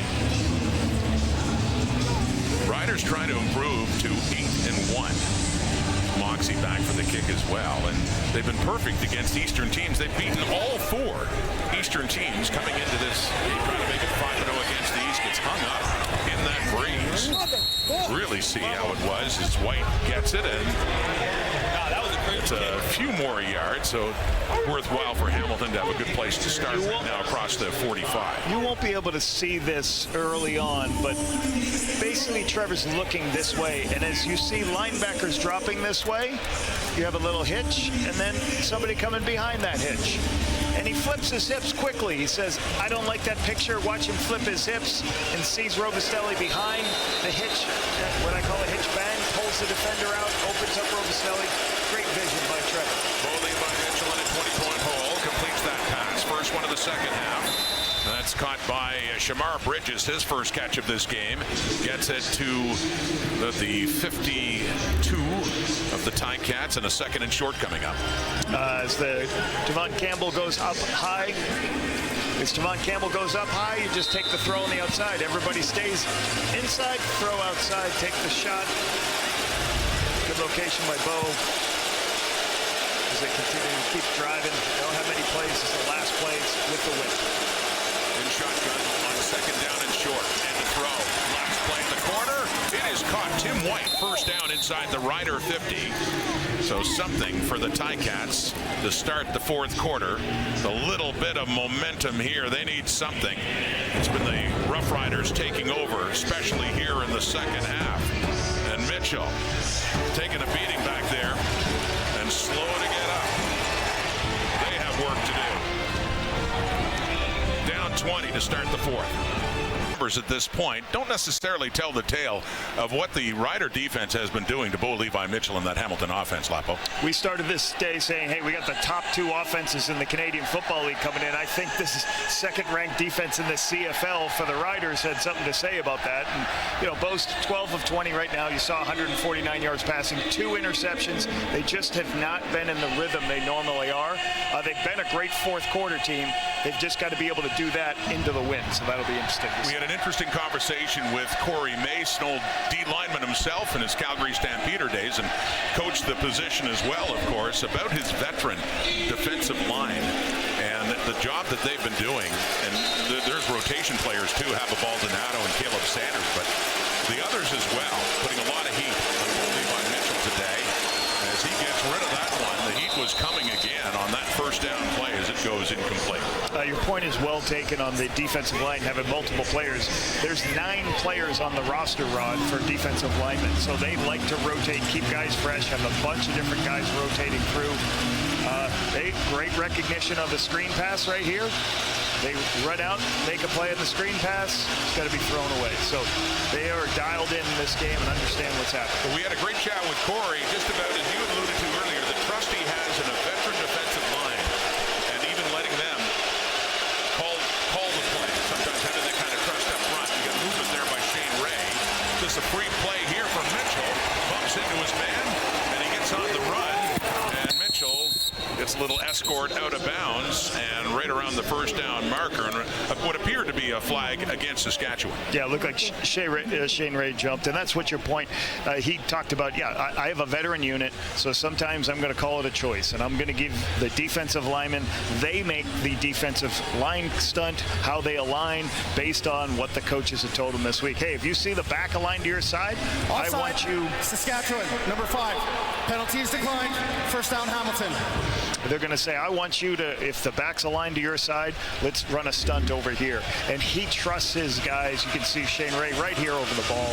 It's a little start and goes. You can see him trying to time up off the silent count by the center of Hamilton. And that's why you see a guy like Shane Ray as a defensive end lining up over the center, because they play multiple different fronts, multiple different pictures to confuse the offensive line. From the 37 and a first down, Mitchell stepping out again and does get rid of it into the end zone, and that is too far, and he had a defensive lineman chasing him down. It's about a second shy from getting to Mitchell, got rid of the football, but it falls incomplete. And it's not only just sacks, it's not only from a defensive line perspective, get the quarterback off his spot. See how long he's on his spot. He can't find anything. Now he's got to go start pointing to guys to be open. That's difficult to overcome. And then it's not always going to be the game's going to be at sacks. How can you make your quarterback uncomfortable? And obviously they have tonight so far. Working against the wind in this fourth quarter of the Ticats. Second down and 10. It's caught. It's Bridges, and it's down to about the 25. So another first down. The drive continues here for Hamilton.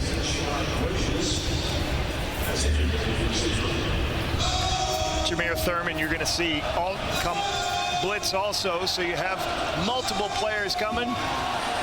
Trying to do a little twist here, and then Bo gets hit at the end when he makes this completion. So a lot of pressure here from the Riders, dogging their middle linebacker. Ticats need something here. First down. Getting deeper. Coming back to the football is Kenny Lawler. Incomplete. He argues his case, but no. With a second down coming up. If I give that to anybody, I give it to that guy, because the strength and power in his hands. Ruling on the field is an incomplete pass. Ball hits this ground here.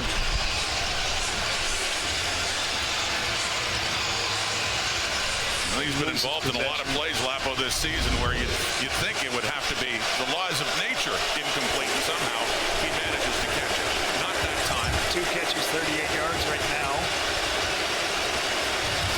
And a second and 10. Mitchell running out of time again. Up front, they come in and taking him down. It's the weak side linebacker coming in, A.J. Allen, with the sack of Bo Levi Mitchell. Another sack for that Rider defense. A.J. Allen not only plays coverage very well, sometimes they like to bring him. Here's another sack. He's going to be coming in outside the screen in. Bell's going to have to come over. There's going to be a collision in the backfield, but Allen keeps coming. He tries to go low on the cut, doesn't make the cut. A.J. Allen's athletic enough to survive, spin off, and get Bo. Bo thought he would be protected for his count longer. Coverage is still there, forcing him to hold the ball. Then the pass rush gets there.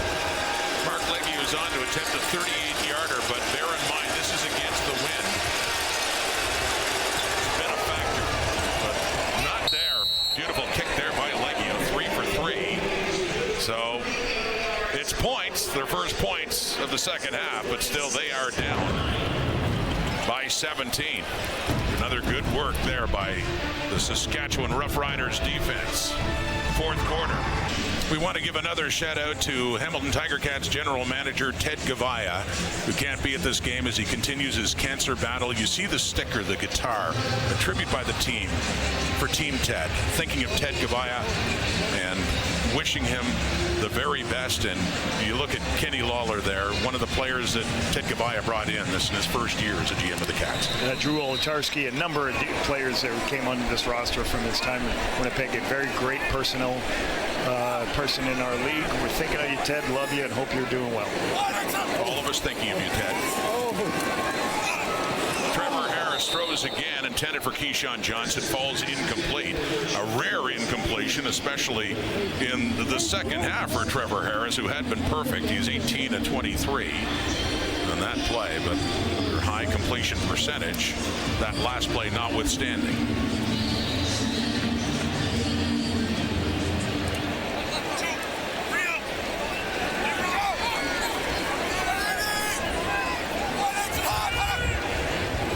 Second down and 10, 26-9. Riders trying to improve to 8-1 on top of the Canadian Football League. That's complete. Another completion, another combination there of Harris and Keyshawn Johnson up around midfield and a first down.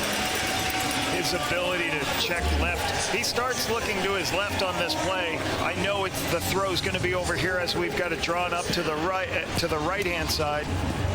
Yeah, but watch. He looks to his left, can't find anything left, comes all the way back and finds the throw underneath to Keyshawn Johnson. So I love how he progresses from the left to the right as fast as anybody else in the Canadian Football League. Johnson is top receiver on the day, 86 yards receiving. How about A.J. Ouellette? Still running hard. He's had a good game. He gets it inside the Hamilton 45. It's 63 on the ground heading into that play. And it's one thing for quarterbacks to be accurate. And here's a big point. You're accurate to the number one receiver. Can you be accurate to the third receiver in a progression? Can you stay in the pocket? Can you flip your hips and find the third guy on the pattern concept? He does that as well as anybody else. You can see this record for how many games with 70-plus completions, 11 straight. Now this will be 12.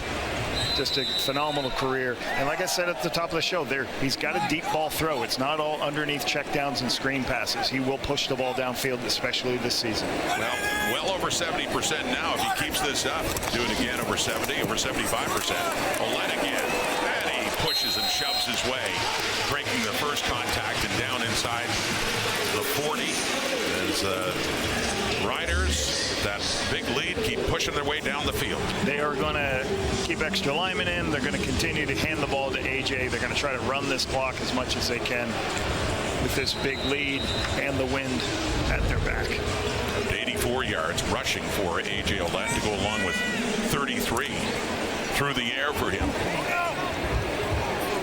Came in with 564 yards rushing, third behind James Butler and Dedrick Mills. That one's incomplete. Intended for Johnson.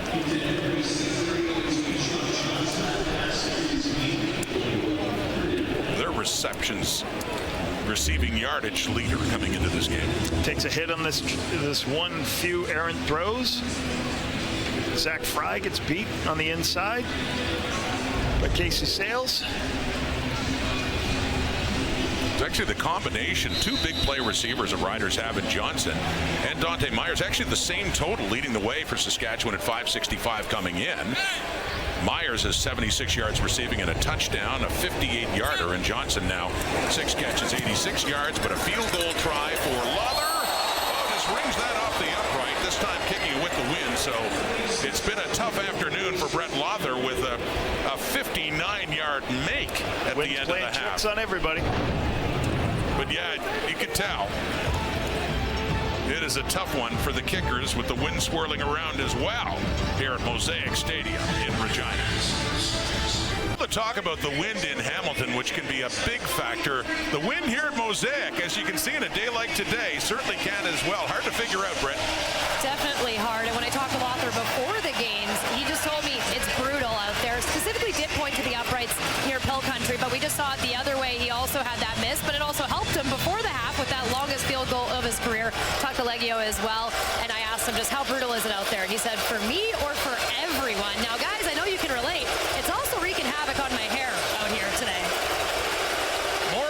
More a problem for you, Brett, than for me, and certainly Lapo for different reasons. Certainly not an issue for me. There's bowling by Mitchell. High and coming in to intercept it again. Another pick thrown by Mitchell.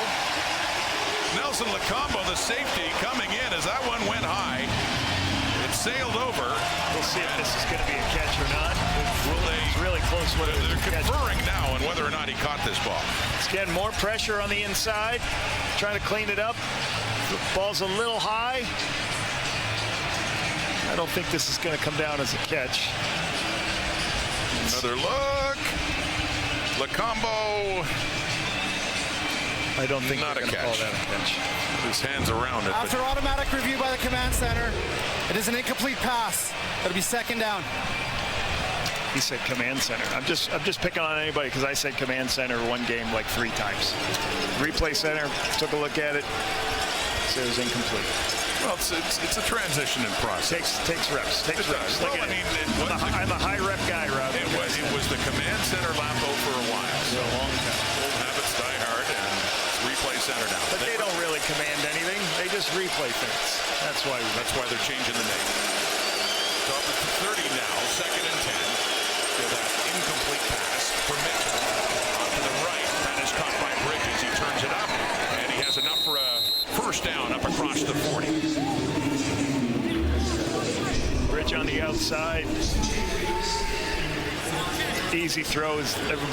Now everybody's playing off on the underneath, giving you the underneath throws, forcing you to drive the length of the field. Approaching the halfway mark of a fourth quarter in a game completely controlled by Saskatchewan. The work of their defense, 4-man rush. Mitchell on the first down play, throws it off to his right again, completes that one to Greg Bell. So the Saskatchewan Roughriders defensively, they give up a lot of yards. They're 8th in the Canadian Football League.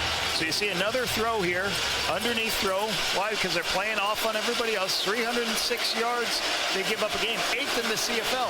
But as Corey Mays told us, that's okay, because sooner or later, the offense will defeat themselves with a penalty, with a turnover, or a drop ball. Gain of 5, second and 5. Quick over the middle and off the hands of DeAndre Smith. Incomplete. Smith coming across, looking for the first down instead. We get a 3rd and 5 coming up for the Cats.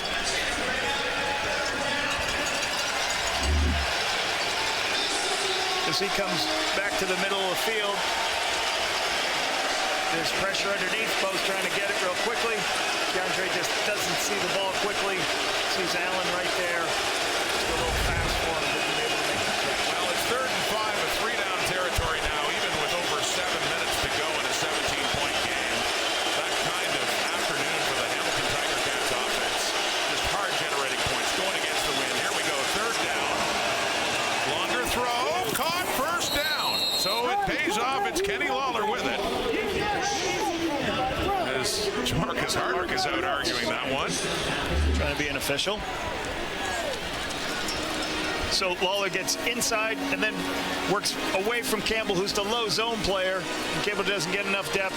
Bo puts it over the top of him. That's a great throw by Bo away from the high player. You can see right there Milligan trying to get there and above Devon Campbell. Just the 3rd catch for Lawler for 62 yards now. Drive continues.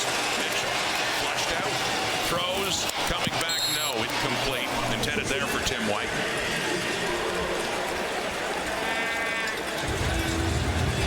They're at the 39 of Saskatchewan, but starting to run out of time. These guys are in full pass rush mode. They like this type of game when they know it's throw, throw, throw. They can just get their 3-point stance and make it like a track meet getting to the quarterback. Well, you have Lawler and Tim White both in the neighborhood. Not really good when they're in the same spot, Rob. Clustered together, those 2 star receivers for the Hamilton Tiger Cats. It's 2nd and 10.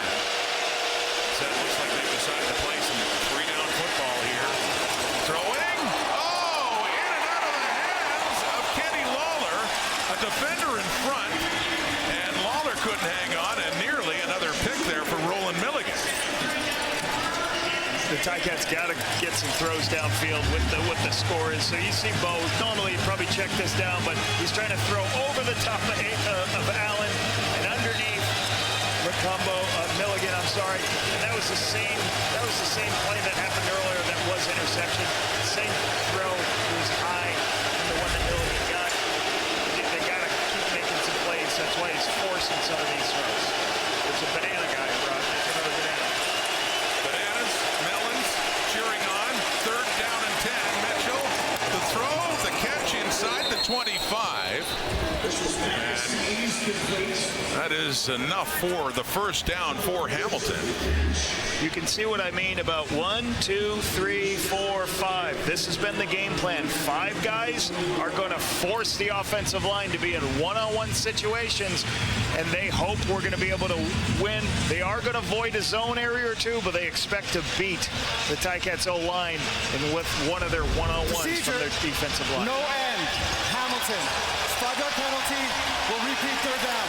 So the procedure call against the Cats when they had completed another 3rd down play, 3rd and long for the first down instead, it'll be 3rd and 15 this time. So right here, there has to be one of these receivers has to be on the line of scrimmage. An offensive tackle cannot be the end man on the line of scrimmage. You have to have a block of 5 offensive linemen covered by an eligible receiver on the left and the right of the offensive line.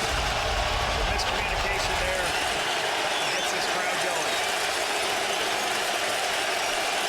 3rd and 15. Ticats got to go. 5.5 minutes left. Down 17. Let's see Mitchell again. Pressure. Running around. Can't get it away. Another sack. Kind of fitting the way this game is gone with the pressure coming from the Saskatchewan Roughriders defense. Micah Johnson and company getting the job done, forcing a turnover on down.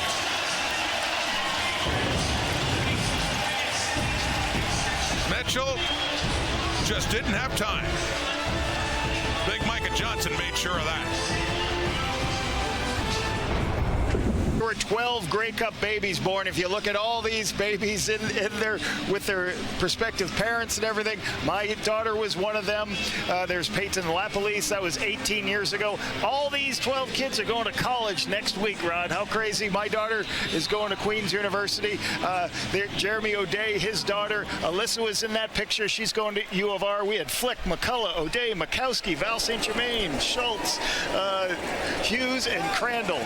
All that crew from that 2007 Grey Cup year. Pretty special. That's amazing. Children of the 07 Grey Cup champion Saskatchewan Roughriders, including Peyton Lapalisse, a football coach in the making as well, I might football add. Coach too. Val St. Germain's son, Ashton St. Germain, is also going to Queens. So a bunch of kids going to Regina. I know the Makowski's child's going to Regina, so it's a pretty cool story of that year. And Jeremy's done a really good job. I was very happy 2 years ago when Craig Reynolds made a change and said, I'm not changing my general manager. Your daughter's off to college now. How about that? They grow up so fast, don't they, God. Coach? Yes, they do. 2nd and 9 now, Riders. 26-9 they lead. 4.5 minutes on the clock. That's in behind and taken there by Tommy Neal. A couple of catches in this game, including one for his 2nd touchdown, and he does some good work taking that in behind the line of scrimmage to run for another Saskatchewan first down. Throw the ball on the perimeter. These are attached RPOs, run-pass options. So if you don't like the picture of the run, or if you just like that they're not covering down Tommy Neal, I'd rather throw it out, let guys block on the perimeter. You can see A.J. Hillette going, am I going to get the ball or not? You flip it outside, right? Force defenses to cover all the receivers. When they cover all the receivers, you can go deep and take shots. The Riders hitting the halfway point of their regular season in this week 11. A good tackle behind the line of scrimmage by Deshaun Amos on A.J. Hillette force a 2nd and long.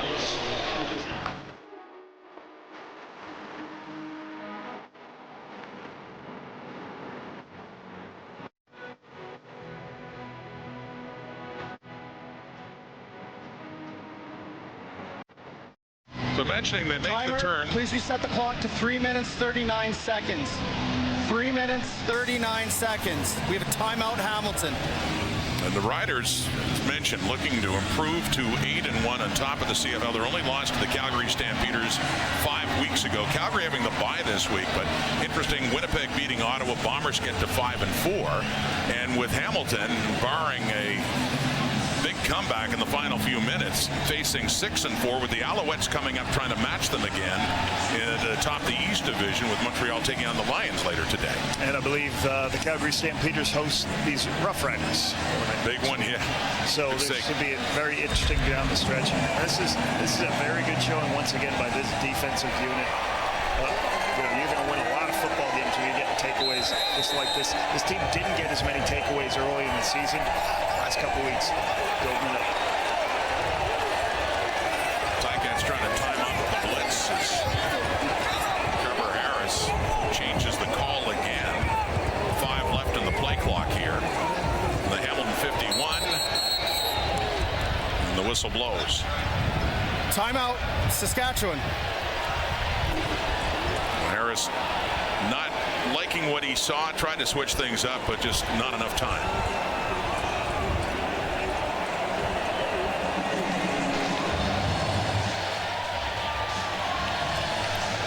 Trevor's trying to look at the defense. He's doing what's called a Kodak, where you take a picture of the defense and then you change the play at the line of scrimmage. You saw him calling plays left to right, but the Ticats are doing the same thing. You see the Ticat defenders trying to change. As Trevor makes his change, the Ticats start signaling something. See Brent Munson there trying to make sure both sides of the ball are in the best play. They just ran out of time and had to use the timeout. 2 seconds and 10 after the timeout. Johnson getting it all the way down to the Hamilton 20. As the Riders are building this sense of inevitability now, in control of this game and pressing for more points. Quarterback's got to be able to throw the ball when there's pressure in your face. He climbs the pocket because there's a miscommunication. As he's climbing the pocket, color shows in his face, but he still gets the ball and locates it versus pressure. That's the twist. He comes up, he sees, I think that's Verisek. Delivers a blow on Trevor, but he locates the ball to Johnson.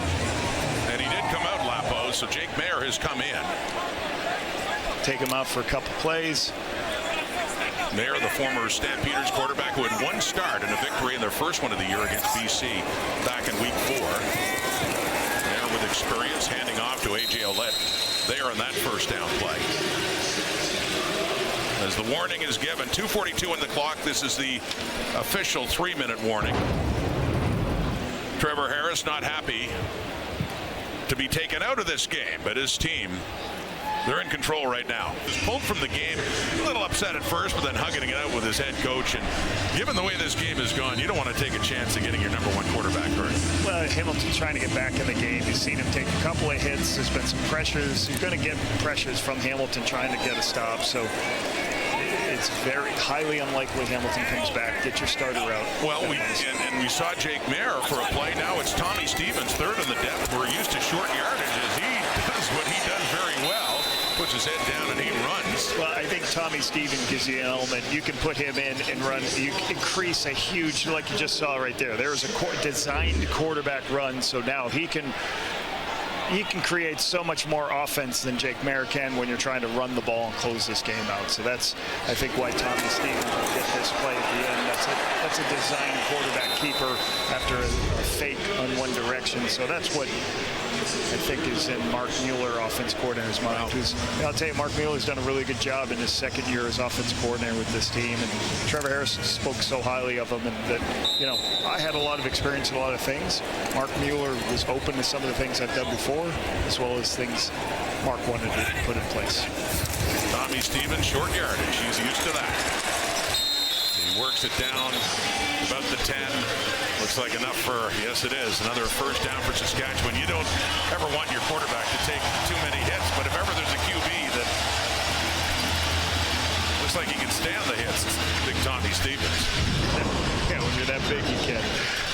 Look at that day for Trevor Harris, though. That day appears to be done, and a good day overall it was.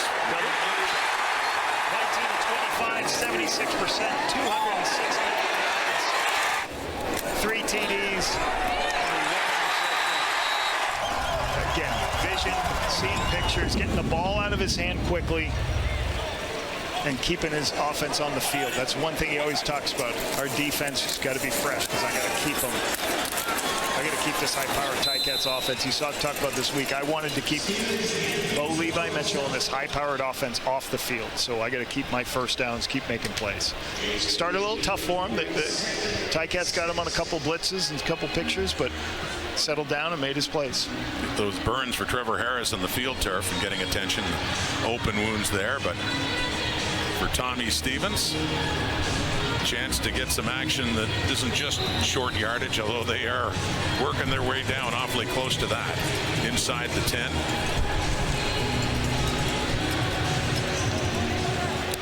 Looking to put a bow on this game for another Rider victory.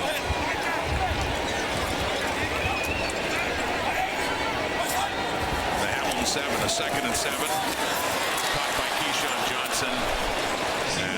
Taken down.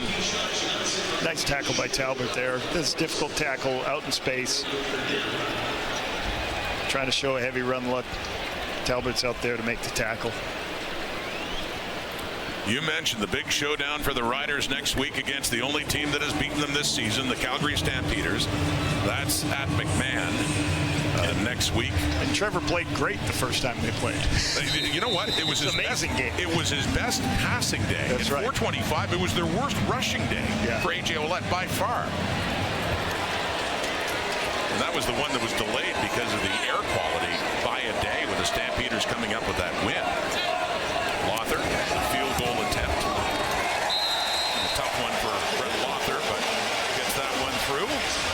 3 more on the board, 29-9. The 20-point lead is restored. As mentioning too, Lapo, regarding these two teams, not the Ticats who have the bye next week, but Calgary and Saskatchewan, a big difference how the Riders have done against the East. They're about to go 5-0 against the East, and Calgary's 3 losses, 2 have been to the Ottawa Red Blacks and 1 to the Montreal Alouettes. Well, they got the Calgary's. Yeah, I'm sure Calgary's looking forward to having the bye week, be able to watch all this film, get prepared, be ready to take on this tops in the West game. Tough day. Bo Levi Mitchell and Hamilton right across the board after a couple appearances in the red zone in the first quarter and couldn't cash in with touchdowns. But next year, the Riders announcing that a preseason game will be played in Saskatoon Griffith Stadium. You got to go back a ways. 1991, the last time that the Riders had a preseason game. They usually have their camp up in Saskatoon. Always, when I worked here, we would spend we practiced down here, but spend one day in Saskatoon for a practice, and the whole town came out. So we went to the Huskies Stadium and used their facilities. And it was really good to see the people who come from across the province. They certainly have a loyal fan base in Regina. Out of bounds on the return is White, but they're the Saskatchewan Roughriders for a reason. That there's so much support outside Regina as well, including from Saskatoon. And we always at the hotel, you run into fans. They're at the hotel because they've come from different parts of certainly the province, even Manitoba or Alberta. I met some individuals came from Manitoba. They drive in, they come to a game, and they say, we come every year. We come all the way out, and obviously people from Saskatoon. This is probably the most travel happens in this province for home games. As soon as I got off the airport, Rod, hey, Coach, how are you? Some guy I was waiting for my Uber. So they're passionate football fans. And you want to coach in a community that cares about football. Taylor Powell is in at quarterback. Bo Levi Mitchell's day is done. And the handoff was to Kevin Brown, recently added former Edmonton Elk, and then started the season with the Toronto Argonauts before being released and signed on with the Ticats. But my first experience with the Riders in 2007 as an assistant coach. Made the home playoff game. It was the first home playoff game in 20 years. And I can remember the season ticket holders outside at 5 a.m. lined up. I'm going to the office to work. They're lined up trying to get the season tickets for the first playoff game in 20 years. Well, it was a sellout today, family day, and fans not disappointed by what they have seen from the team that sits atop the Canadian Football League standings. Trevor Harris and the Saskatchewan Roughriders with just 26 seconds to go and a comfortable 20-point lead, looking for another season sweep of the Hamilton Tiger Cats. As mentioned, they've beaten every team, and now the Ticats twice this season in the East Division. Saskatchewan has. Powell, Kevin Brown. They give him a new addition in the backfield. Brown, a couple of reps with his new team. And Taylor Powell, who had been a starter for much with all the quarterback injuries 2 years ago when Mitchell was hurt, Matthew Schultz later. Powell started a lot of games for the Ticats as a rookie. And initially, or for a brief time, was named the starter when Scott Milanovich was frustrated with the play of Bo Levi Mitchell, and Mitchell got his job back after Powell got hurt last season, and then really just a different quarterback was thrown out of bounds by Powell. Right into the Rider bench. Last play of the game. Zeros on the clock. Family Day celebration at Mosaic Stadium for Trevor Harris and his kids, his family. Enjoying that and his football family in Saskatchewan. Loving what they've done in the first half of the season. They got a lot of football left to go, but let the records show that halfway through 2025, the #1 team in the Canadian Football League are the 8-1 Saskatchewan Roughriders. Got to be real pleased defensively. The Saskatchewan Roughriders holding Bo Levi Mitchell with a 50% completion, 200 passing yards for a team that, they tried to run the ball early on, but the Riders defense was able to make Bo Levi Mitchell uncomfortable, was able to get offensively there, but get a couple explosive